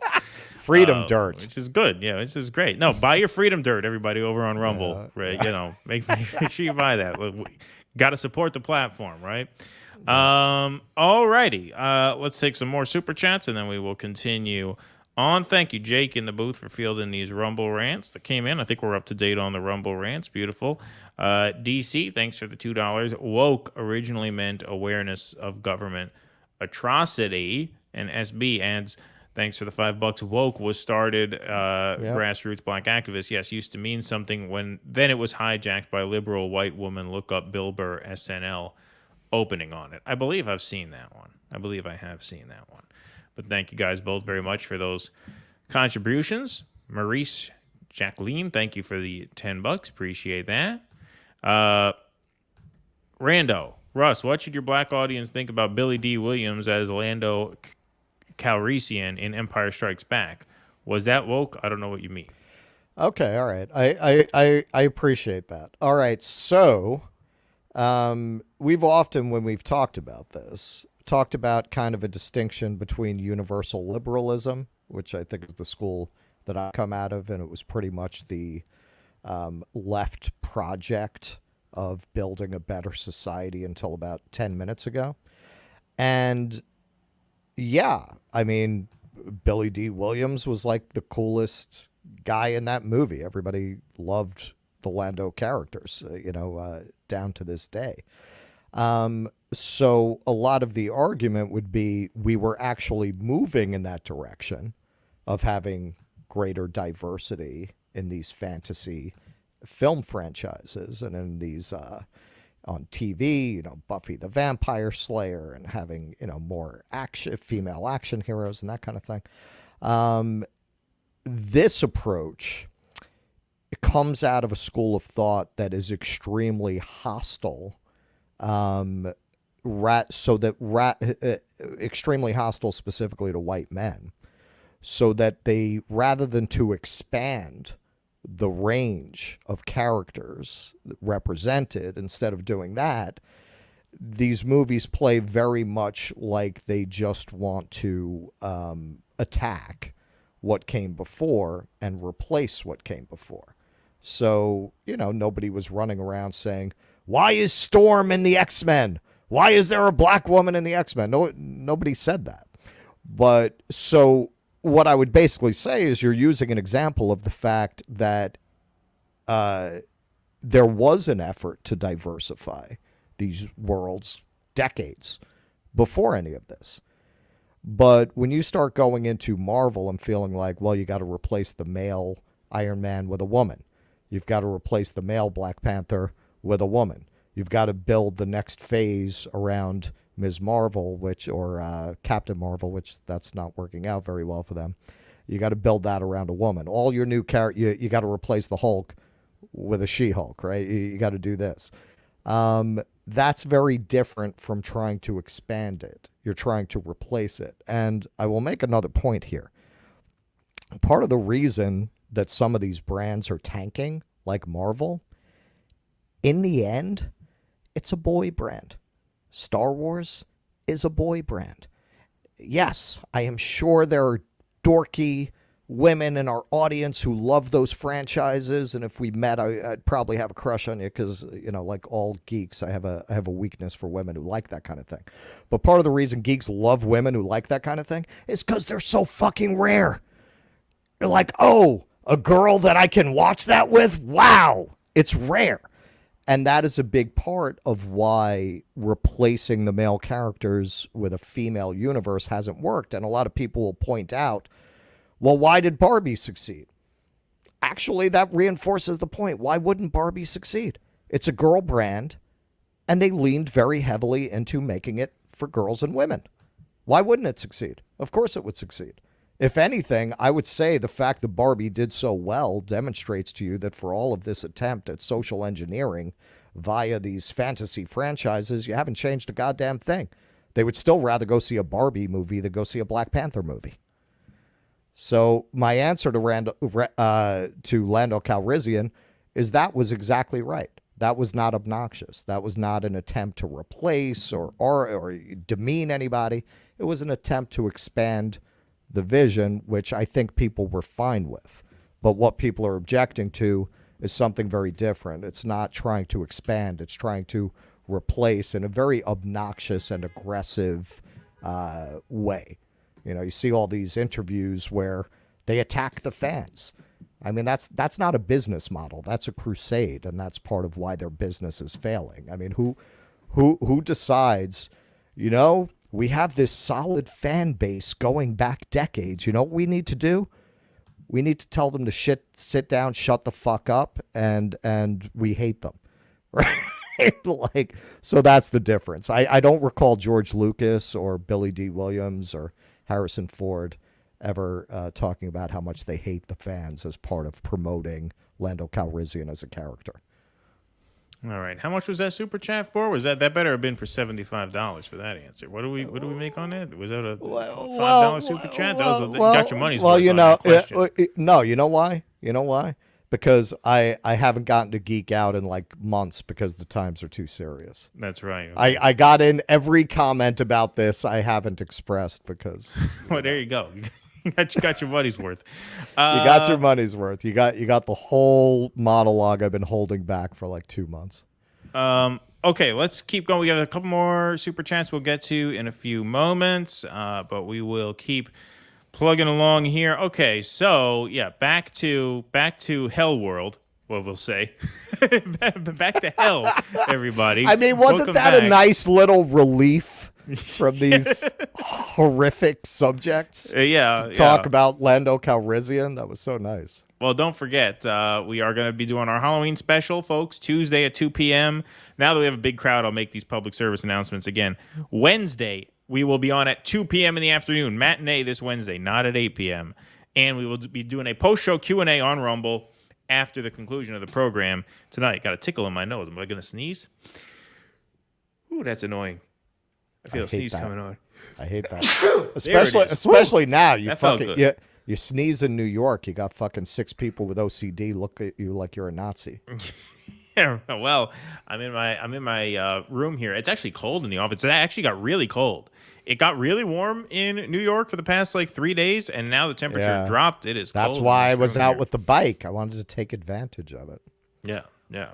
All right, folks. So here is a message from the IDF to the people of northern Gaza who, remember, have no electricity, no internet, none at all at the time that this announcement was made. It broke a few hours ago that they were restoring some of it. But at the time this announcement was put out, this was put out to a dark and offline Gaza, and it was recorded in English by an IDF spokesperson. I couldn't find his name. It wasn't on the tweet that came out. It's probably better that we don't know it. But here he is giving a very humane order to evacuate because, they don't want to hurt any civilians, obviously. Citizens of Gaza, listen carefully. Attention, citizens of Gaza, listen carefully. This is an urgent military advisory from the Israel Defense Forces. For your immediate safety, we urge all residents of northern Gaza and Gaza City to temporarily relocate south. Let me repeat. We urge all residents of northern Gaza and Gaza City to relocate south immediately. This is a temporary measure. Moving back to northern Gaza will be possible once the intense hostilities end. Hamas puts your life in danger by placing weapons and forces within civilians' area in Gaza, including schools, mosques, and hospitals. Okay, stop. So, obviously, implicit in that is that there are Hamas targets inside schools or underneath schools, hospitals, and mosques. And so we need you to evacuate temporarily while we bomb the schools, the hospitals, and the mosques. And after we're done bombing the infrastructure of your society, you'll be free to move back. Move back to what? We don't know, because there's not going to be any schools left because we're going to bomb all of them because Hamas is hiding there. Not going to be any mosques left. Not going to be any hospitals left. But this is only temporary. So move south. We're going to level your area. And then after that, you can move back. Come on. I mean, I don't even have words for this, at least none that I can say on a censorious platform such as this. But that's what he just said. He just said it's only temporary, but you have to leave because Hamas is hiding in all the important areas of your area. So we're going to have to take them out. But then you can move back. Go to school where? We don't know. Worship where? Organize where? We don't know. Get medical care where? We don't know. And also, and to their credit, the articles I've read about this have mostly mentioned, I'm talking mainstream corporate media outlets, that they're bombing the South too. Yes. The article I read, I believe it said 400 rocket strikes have been launched against the South. Yes, and these are mainstream sources that are reporting all this. NBC, I read that in. Yep. NBC. And you also pointed out that he's doing this in English. So who is it for? Yeah, he's doing this in English, supposedly for a community of Arabic-speaking people with no electricity or internet. So, and I'm not the only one who made this observation. I'm not the first. There are mainstream liberals who have made the observation. This seems a lot more like a PR stunt for the West and a PR stunt to make sure that they stay in good standing with President Biden and the United States. That's what this is all that from the beginning. This is all ways for Israel to give itself cover. Say, hey, look, here's this video. We posted online. We warned you all, right? We don't want to hurt you. We just want to bomb your hospitals, your schools, and your mosques because there are terrorists hiding underneath them. And then after we're done doing that, you can move back. Move back to what? No answer. The impending IDF operation is set to neutralize these threats of Hamas with precision and intensity. Precision. Humanity remains haunted by the massacre unleashed by Hamas on October 7th, a massacre of innocent lives. Israeli men, women, children, and babies were beheaded, executed, raped, and burnt alive. We won't forget that. And the kidnapping of over 200 Israelis, we will not forget. To the residents of northern Gaza and Gaza City, your window to act is closing. Move south. For your own safety, move south. This is not a mere precaution. It is an urgent plea for the safety of the civilians in Gaza. Yeah, who they care so much about. They care deeply about. Yeah, this is collective punishment, but they have to put that face on it. I mean, Israel is unquestionably committing war crimes in broad daylight. And this coming right out of Ukraine, where we've been hearing all of this reporting for the past 2 years about the crime of bombing civilians and bombing civilian areas and atrocities against civilians. It seems like for a lot of people, the cognitive dissonance of flipping that on a dime to justify it is a bit too much. Yeah. Seems like that, fortunately, that, enough people are starting to see through this. But just obviously there, what you see is a PR stunt so that Joe Biden can say, well, look, they gave them fair warning. They gave them fair warning. This is all about Israel doing the little dance that they have to do to give Joe Biden some sort of plausible deniability when they bring up to him the fact that thousands and thousands of innocent civilians in Gaza are being killed every week. We are up over 8,000 now. I saw somebody mention on a YouTube comment on one of the videos we posted today. It's up over 9,000. That would not surprise me. They have begun the ground invasion. By the way, if Hamas is underneath these buildings, why would they just not send a ground invasion in as opposed to bombing from the air? Like, are you going to destroy tunnels by leveling entire blocks? Right? I mean, why wouldn't you just, if you were about being precise, why wouldn't you send operations in underground? It's so obvious what the goal is here. It was obvious what the goal has been here since 1948. It's been obvious what the goal was. If you look at a series of maps of expanded Israeli settlements, the goal was obviously from the beginning to swallow the Palestinian state. There really is no Palestinian state now. It's an occupied territory, but their goal has been to swallow it. And that is what they now have the green light to do. This was all predictable from day one. Not much has changed. You could, if you have a critical eye for foreign policy and a critical instinct for foreign policy, you could pretty much nail it from day one what's going to happen. Just like I pretty much nailed it from day one on Ukraine, even though I didn't know much about Ukraine. This is more my area of expertise. Not that I'm an expert by any means. I don't want to say that. But, I'm a 9/11 kid. I grew up with an eye on Middle East conflict. So Eastern Europe was a foreign thing for me. That's more your thing. Gen X or you were more of a Cold War kid. But I didn't know much about Russia, Ukraine, but I still called it because once you learn the lesson of Iraq, you see that repeat itself over and over again. And it is repeating itself now. They have wanted to swallow the Palestinian state for decades. They needed a pretext to do it and stay in good standing with the U.S. and to whatever extent they give a shit, the UN. And now they have it. And there is no one here to stop them. Not Joe Biden, not Donald Trump, not RFK, nobody. Well, and that's where I don't know how careful I have to be on this platform about this, but there have been a lot of questions about how something like this could have happened given the quality of Israel's intelligence services.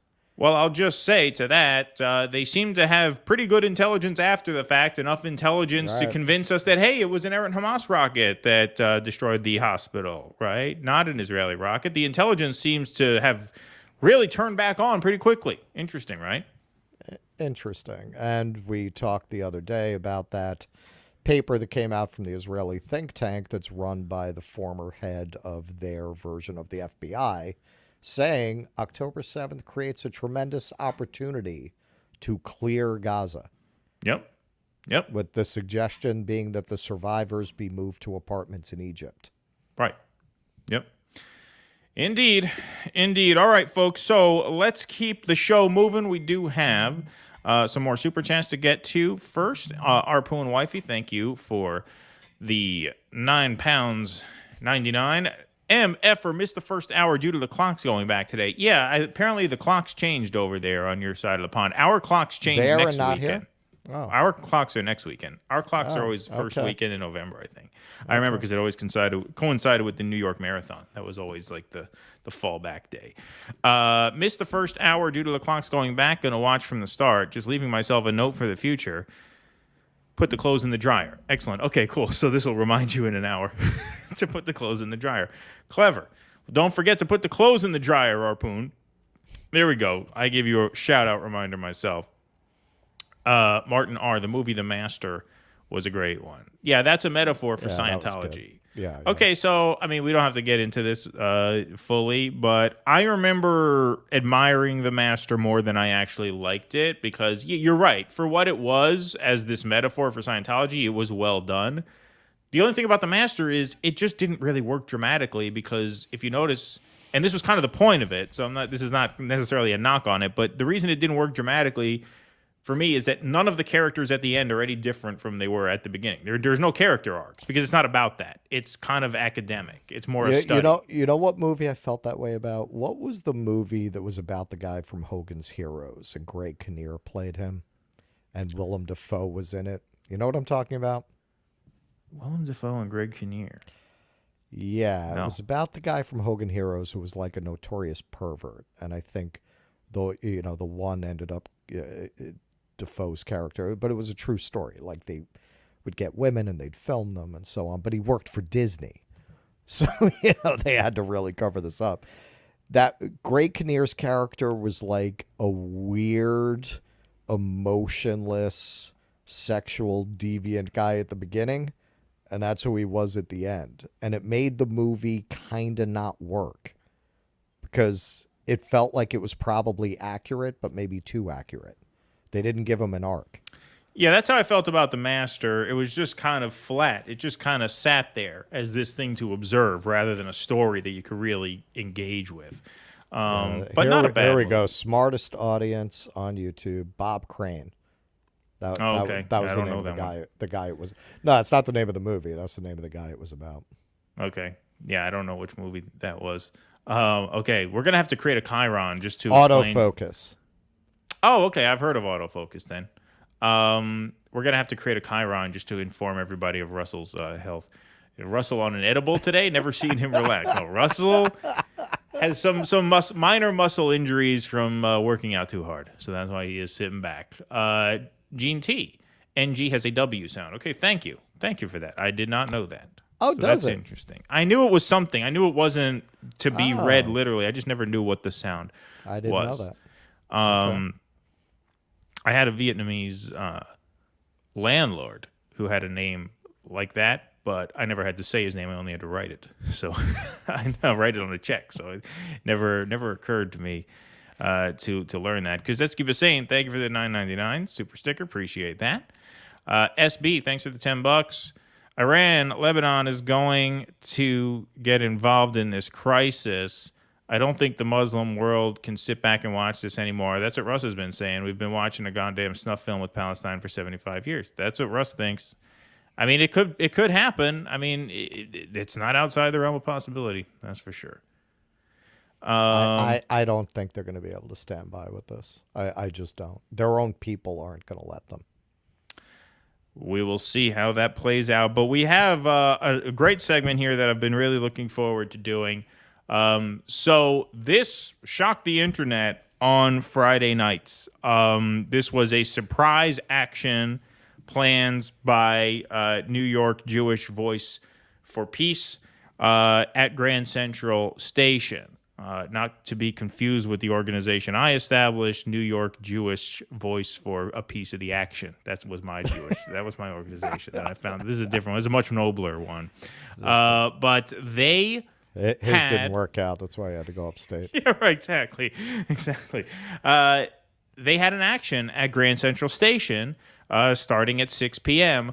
on Friday night, and it was a surprise sit-in meant to disrupt Grand Central. They shut down Grand Central, so the way this worked was they tweeted out to their followers and their members, be in Midtown at 6 o'clock and be ready because we're going to text you where to go, and we're going to need everybody there on time to make this work all at once. Because within minutes of this crowd gathering at Grand Central Station, the cops shut the doors and locked everybody out. That's why everybody had to be there at the same time to make this happen. Because if the cops got word that a protest was forming or a sit-in was forming that was going to disrupt the flow of transportation, because don't forget, they did this at the most disruptive time they could have, Friday night, Friday afternoon. That's when the trains are at their busiest, rush hour, right?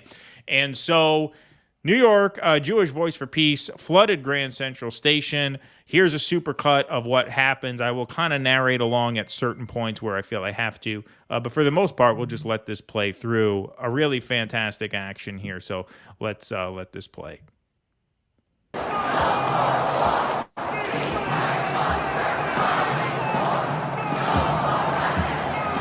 No more weapons, no more war. Ceasefire is what we're fighting for. That's the chant. For those who have never been to Grand Central, this is a huge concourse, obviously. I mean, this is thousands of people.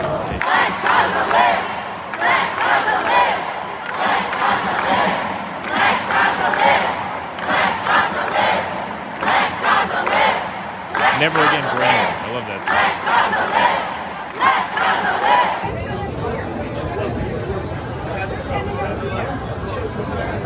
See, so they closed the train station right after they gathered. This entrance is now closed.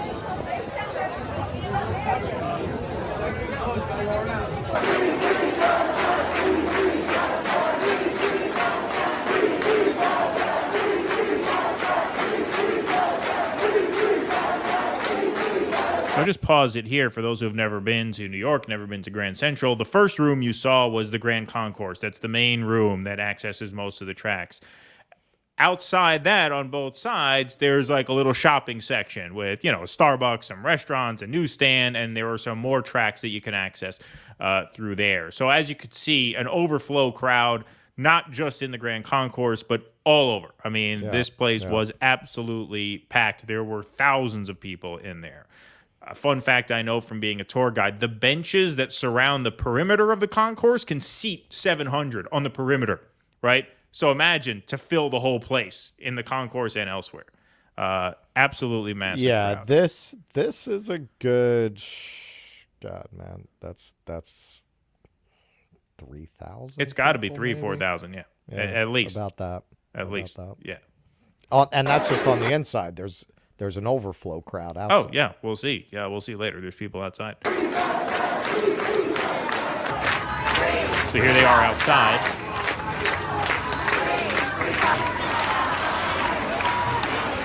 This is 42nd Street.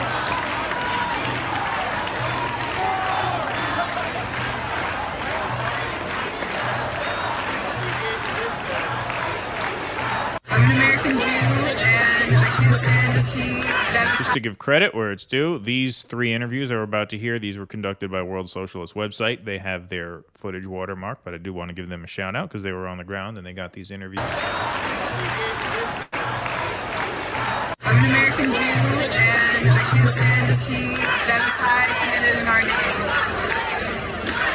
And I feel strongly that, and the world feels strongly that what's happening in Palestine is unjust. Just because historically our people have experienced harm does not give us the right to perpetuate that same harm on others. Do you think that there are many Jewish people in the United States and also in Israel who feel the way that you do? I do. I think that unfortunately our voices are smaller and we are not given the same platform as Zionist Jews. And so That's why it's incredibly important that we're here today and show up and show the world that not all Jews feel like Zionists do, and that we believe in humanity, and that everyone has access to live safely and with liberation. What do you make of the Democratic Party and the role that the United States ruling class is I'm playing? horrified. I mean, like, they're just, wolf in sheep's clothing. Like, this Biden is no better than Bush. In fact, I think he's worse. So if that was possible, and, the fact that these are the choices that we have, I think that there's something seriously wrong with like what's going on in governance. Even this new Speaker of the House, the first thing he said was, we need to support Israel, when the whole country is, most people are against this war, against this genocide. Why are you here? That's somebody getting woke. Many reasons. For One real. is an impending genocide. Two, that the United States is backing that and is an important player to make sure if anything changes, we have to change what happens here in the United States to end backing for a Zionist regime that's based on apartheid. I'm also in the United States right now, but I'm from South Africa, and so I know what apartheid looks like. And for those people that think that it's not, the only reason I would agree with you is because this is actually worse than Palestine. Worse than apartheid, what's happening right now. And so for any person of conscience, I feel needs to be out and protesting and demonstrating against an ongoing genocide.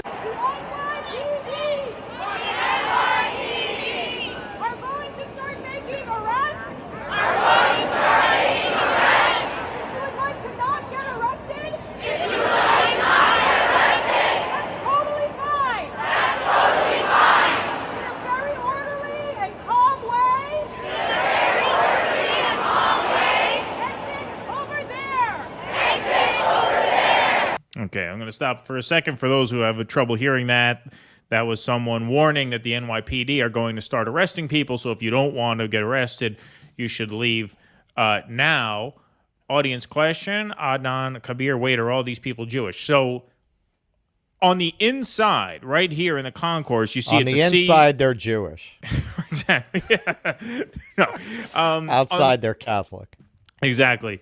You see this is a sea of black shirts. So on the inside of Grand Central, most of the people there are with Jewish Voice for Peace because this was an organized action. So what they did, as I mentioned, was they sent out a text. They told everybody, be in Midtown at 6 o'clock. We'll give you an exact location for the action, and make sure you be there on time because, as I said earlier, the cops are going to close the doors once they figure out something is going on.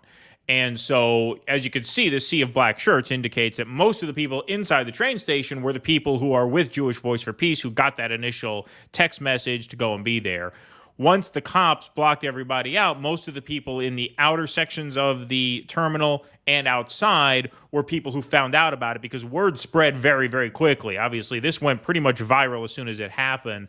High-profile accounts. I mean, even Chris Hayes tweeted this out. Michael Moore tweeted this out. And so this got everywhere pretty quickly. So then you had just everybody show up. But the initial crowd gathering, yes, this is mostly Jewish Voice for Peace activists in here at first. So she gave the instruction, okay, the NYPD is going to come and start putting the cuffs on you. So if you don't want to get arrested, now's the time to leave. Let's see what happened after that. Hold on. Time out. Sorry. Just wanted to hide that comment. Oops. There we go. Okay. So now we see a long line of people. This is not the line to leave before getting arrested. This is the line to get arrested. So the cops are now waiting to arrest people and load them onto police buses.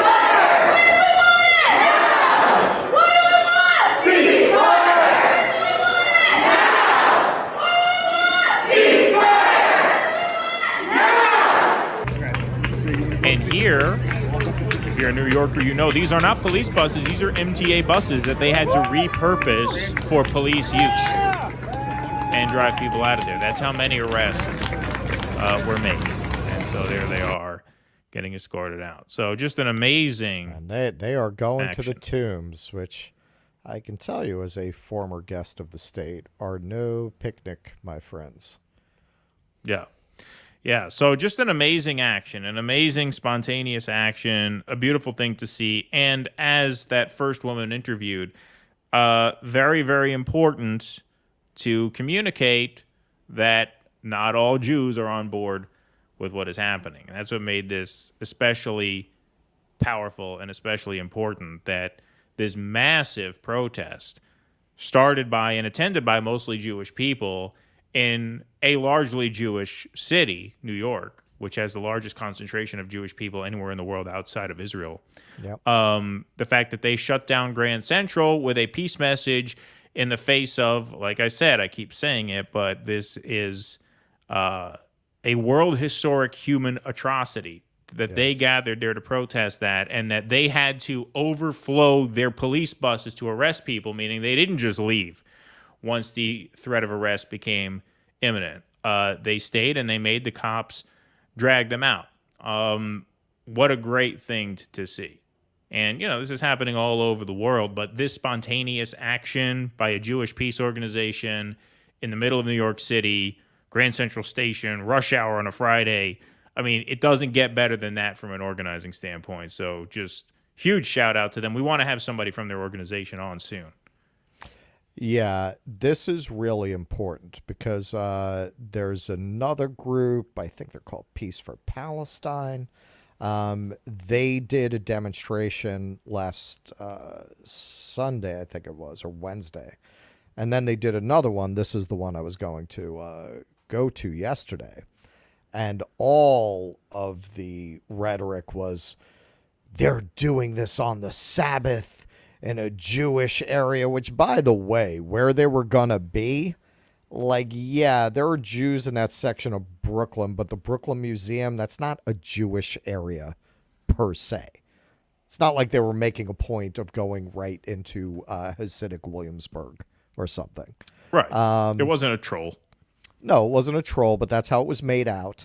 And they really, because I read an advisory about it, saying Jews should stay out of the area. It may be dangerous for them. Like, they're really trying to paint it as if this is what these protests are. And that is why it is so important what they did. It really disrupts that narrative because they're really trying, like your everyone's favorite whore, Richie Torres, we'll get into that more on Wednesday.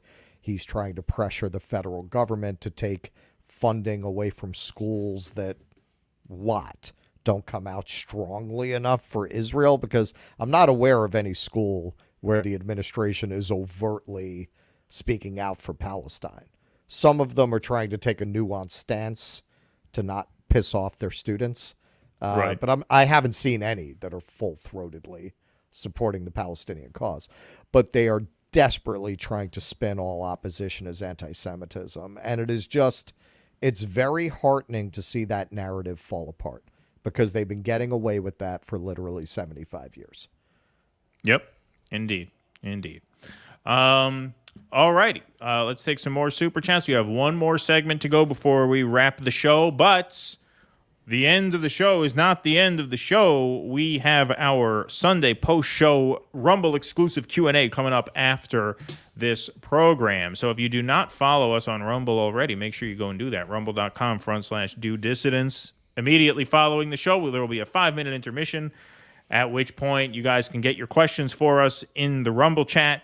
Obviously, Rumble rants will be more visible, and for your support, we will read those questions. Those will have some level of priority, but we will get to some non-Rumble rants as well. We will try to do that. And then our Patreon members and paid Substack subscribers will have call-in access during that Q&A portion. So that is coming up on Rumble after the conclusion of the regular program, but we still have one more segment to go. And let's take some super chats before we do that. Mimi, thank you for the $13.99. Thank you for your honesty, integrity, and courage. Well, thank you, but I want thank Jewish Voice for Peace. Thank everybody who's out there. I will be out there tomorrow. I'm going to a protest that is here in my neck of the woods.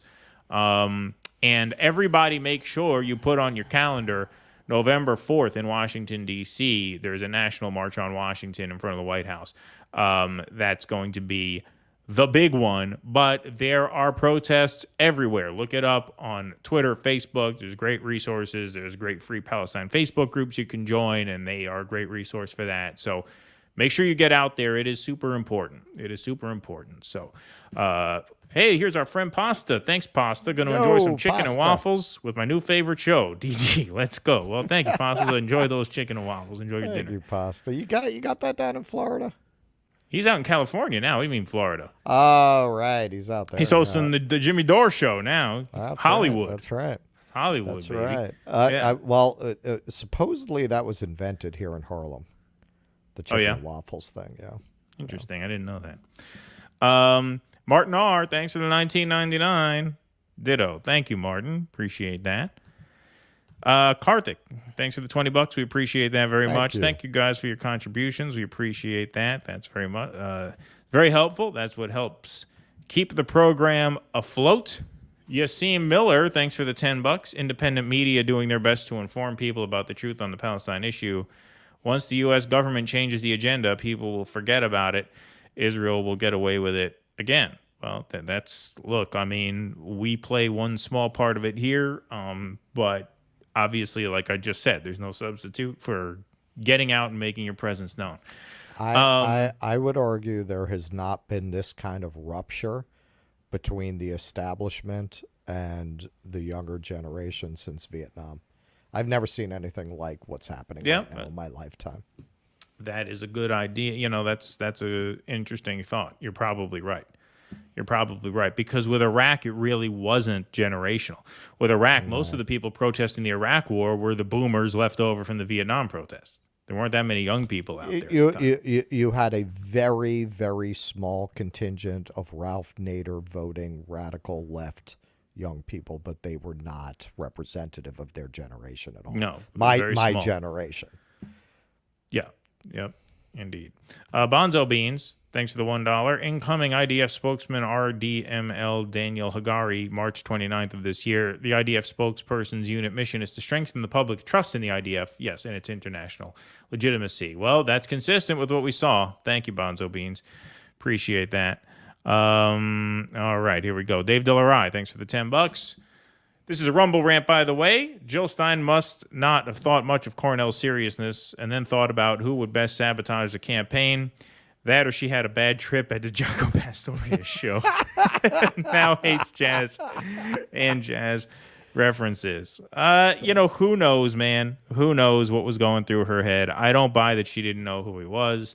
And look, I don't buy that he and he alone tanked the campaign. I think the buck stops at the candidate.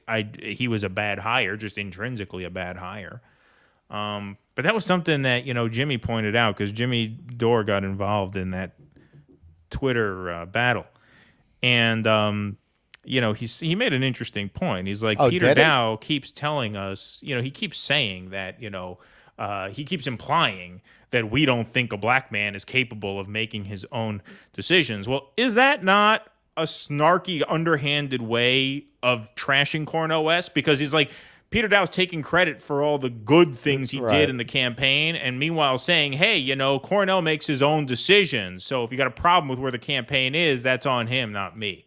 I think that's a good point. That's true. He does trying to have it both ways there. Yeah. Like the slimy little scumbag he is. Yeah. Like I said before, if you want to take a mental health, but like when Russell and I said we didn't say when we needed a mental health break, we took a mental health break. That's fine. Like if you need a mental health break, take it.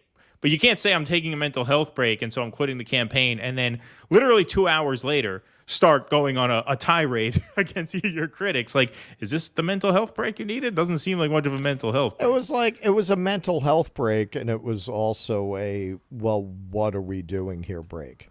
Right. Because the Sanders thing had collapsed.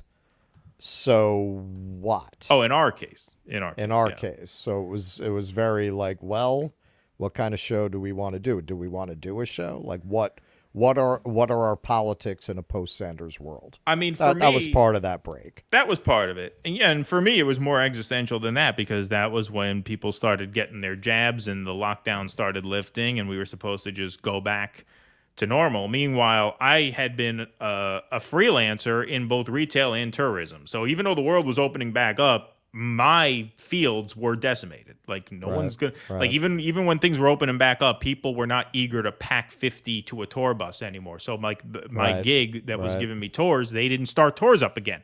even though they could have. They didn't. It wasn't marketable. Retail, same thing. I worked craft shows. That's a very lib crowd that goes to craft shows. They're not going to cram into a space just because they're told it's okay. So that was another okay. Now life is back, but I have nowhere to go back to. So that just caused a bit of an existential crisis for me, and on top of the fact that there was this politically weird thing going on. So yeah, we said we needed a mental health break. We took one. We didn't fight with people and say we're on a mental health break at the same time. You know what I mean? All right, one more segment here to go before we wrap the main portion of the show. So we just did a segment, folks, about a protest in New York City.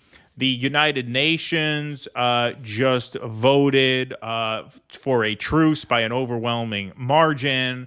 But we should, just for curiosity's sake, since this was a big story during the Ukraine war, remember that thing, the Ukraine war? Haven't heard much about Ukraine in a while, right? Zelensky really feeling like the side piece that he always was nowadays, really just, what happened to me? You're no match for Netanyahu, okay? You're the guy, Biden fucks on the side, Netanyahu's his wife, that's really what it is. But I am Jewish. I am Jewish. Don't forget. That's true. He is. That makes it equally, all the more insulting, I guess. Yes. But we heard a lot about BRICS. We're done with you, Zelensky. Your money's on the dresser. We heard a lot about BRICS during the bygone era of the Ukraine war.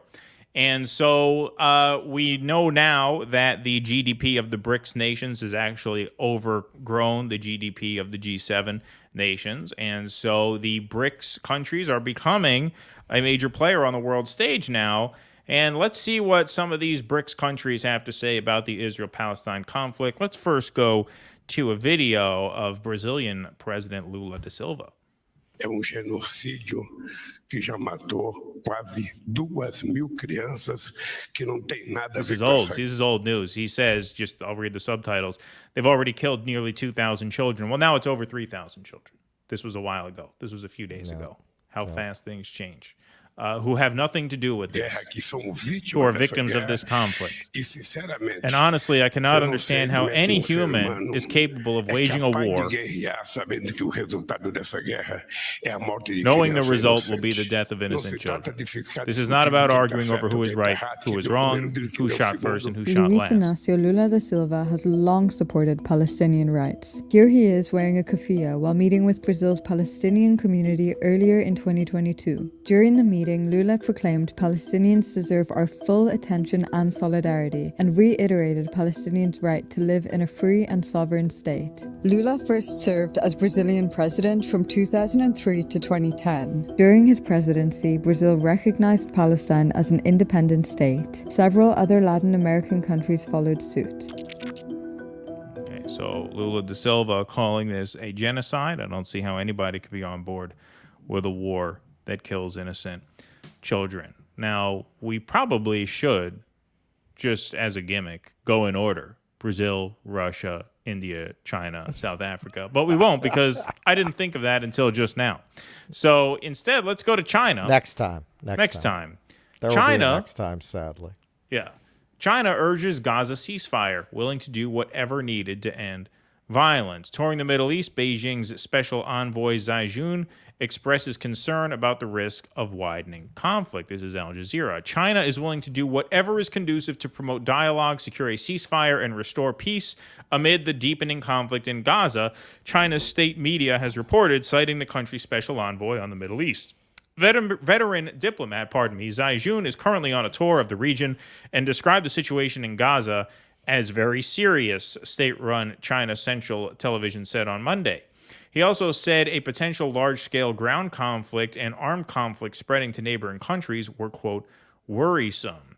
China will continue close communication with all parties in the international community, said Zai, who took part in Sunday's Cairo Peace Summit, where United Nations Secretary General Antonio Guterres, who Israel tried to have bounced, called for swift action to end this god-awful nightmare after 2 weeks of war between Israel and the armed group Hamas. There's some acknowledgement of reality from China, this god-awful nightmare. I haven't heard Joe Biden refer to this as a god-awful nightmare. Anybody? What about Russia? Surely Russia's on the wrong side of this, right? Putin's a madman, as Jamal Bowman says. Oh, Russia said Israeli bombardment of Gaza is against international law. Russia's comments come as Hamas tries to locate 8 Russian Israeli citizens among the hostages it took during its attack on Israel. Israel's bombardment of Gaza runs counter to international law and risks creating a catastrophe that could last decades, Russian Foreign Minister Sergei Lavrov has said. Lavrov made the comment, some of Moscow's most critical of Israel yet, in an interview with the Belarusian state news agency Belta, which released them on Saturday. While we condemn terrorism, we categorically disagree that you can respond to terrorism by violating the norms of international humanitarian law, including indiscriminately using force against targets where civilians are known to be present, including hostages that have been taken, he said. It was impossible, he added, to destroy Hamas, as Israel has pledged to do, without destroying Gaza, along with most of its civilian population. See, even the madman says this is too far. Even the madman says, no, you can't do this. If Gaza is destroyed and 2 million inhabitants are expelled, as some politicians in Israel and abroad propose, this will create a catastrophe for many decades, if not centuries, warned Lavrov. It is necessary to stop and to announce humanitarian programs to save the population under blockade. Okay, now we go to South Africa. Cyril Ramaphosa slams Israeli occupation. Why South Africa is sympathetic to Palestine. Why would a country like South Africa? That's really, I didn't see that coming. Sympathetic to Palestine. That's very strange. Yeah, that's a tough nut to crack there. On Saturday, Cyril Ramaphosa, surrounded by his colleagues from the ruling African National Congress, spoke to the press draped in the traditional Palestinian scarf. We are all standing here pledging our solidarity with the people of Palestine. We stand here because we are deeply concerned about the atrocities that are unfolding in the Middle East. We have a full understanding of how the people of Palestine have taken up this issue because they are people, as many countries and leaders in the world have opined, that have been under occupation for almost 75 years, Ramaphosa said. He also called upon international bodies to make sure that peace is restored in Palestine. Ramaphosa called for a ceasefire the day of the attack. He said we need a cessation of violence immediately. On October 7th, he came out and said that. So the only country we haven't mentioned so far is India. Narendra Modi, as one would suspect, is, at least as the story goes, more sympathetic to Israel. Not that he's come out forcefully in defense of Israel. He has spoken to both Israeli leaders and Palestinian leaders to try and broker some sort of solution. He has not come out forcefully in one direction or the other on this. But you know who has? The people of India. So wait till you see this footage here. I'm not going to play the audio because there's music that could be a copyright issue. But this is from the Kerala region of India, and the chants go, down with racism, down with Zionism, save Palestine. Take a look at this crowd. Wow. Look at that. Wow. So this is India. Where in India was this? Do you know? The Kerala region. I assume this is one of the Muslim regions. This is the Indian Union Muslim League put out this video. They sponsored this. This was a rally that they sponsored. Look at that turnout. Look at that sea of humanity. You know, when you and Jose did the intervention on Rachel Maddow, Jose, under duress, kept his poise and made the important point that if you look at countries around the world, like the ones we just showed you, Brazil, Russia, India, China, South Africa, and many others, obviously, the UN voted 120-14 in favor of a truce. The people of the world want peace. That's what Jose told Rachel Maddow. All these other countries want peace.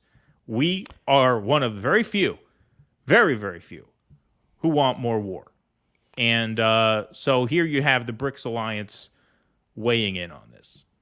Well, and when you look at a lot of this, when you look at these events unfolding, it keeps reminding me of the line, our brilliant audience will know what movie this is from, Are We the Bad Guys? Well, that's like Are We the Baddies? That's a famous. I don't know what Are movie We the it's Baddies? from, Yeah, but that's kind of a viral clip from. I don't know what movie it's from. It's from like a comedy. Is it? Are We the Baddies? Right. That's a viral clip. Right. That's what I keep thinking of, and obviously we are in this situation, but it makes you reevaluate all of this history, as a lot of our back and forth, a lot of our viewers who are more focused on foreign policy, more in the kind of gray zone orientation, will often argue that our historical perspective on Russia and on China is skewed. And, I'm sure to some extent that's true, right? I mean, we live in the West. We live in the heart of the West. We live in the imperial core of the West. So, of course, a lot of our received wisdom about who the antagonists have been over the last 100 years and whose actions have been justified and whose haven't certainly have a lot of distortion to it, even if you take an interest in history, as I do and you do. China, I mean, from my knowledge of China, this doesn't surprise me. I mean, this goes back to their early history. China has always been very reticent to have war and has always seen it as wasteful, as a waste of resources, a waste of lives. They have tended not to want to have conflicts with outside powers. Now, some will say, well, what about wars within their area? Yeah, they've always been willing to fight for what they feel is theirs, whether you agree with their perspective on what that is or not. But they've just never been a colonizing power. They've never really been interested in going into other territories and taking over. Certainly they had enough technological advantage to do that with a lot of their neighbors over the course of their history.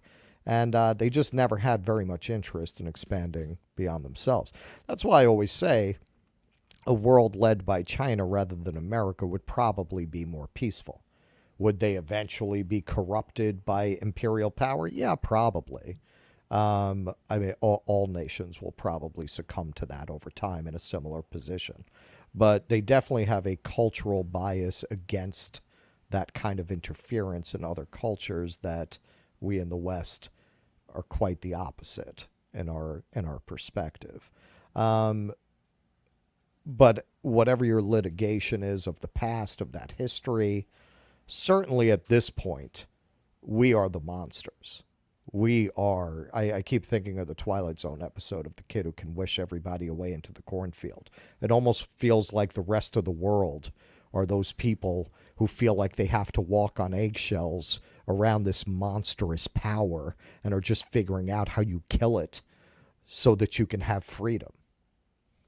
Yeah, absolutely. No, there's no other way to look at it than that, really. When you look at the sentiment around the world and even within our own country, right? I mean, the position is becoming untenable, more and more untenable by the second, which is a good thing, which is a very good thing. And to answer your question, Mitchell and Webb comedy sketch. So yes, is that where that came from? UK comedy show. I knew it was a comedy team that did that because I used to work for a tour company based in the UK, and one of the customer service guys who was he was related to the owner. He was a great, funny guy.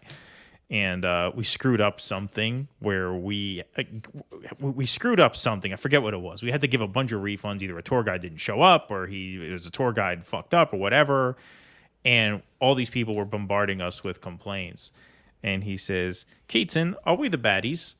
and then I said, "What are you talking about?" Because I didn't know the sketch. He assumed I did because he's from the UK. It's famous over there. Are we the baddies? And then he taught me what that meant. So that's how I knew it was some kind of European comedy team, but I didn't know which it was. So I didn't even realize that. Just like a lot of people know, I'm walking here. Yeah. They have no idea where it came from.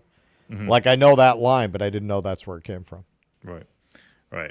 All right. Kameshwari Kate, we'll take some more Super chats, by the way, folks, our Q&A is going to start on Rumble after this show, so our segments are done. So if you want to head over there for the Q&A, rumble.com/DoDissidents. I'll put the URL up in just a moment once we're done with these super chats.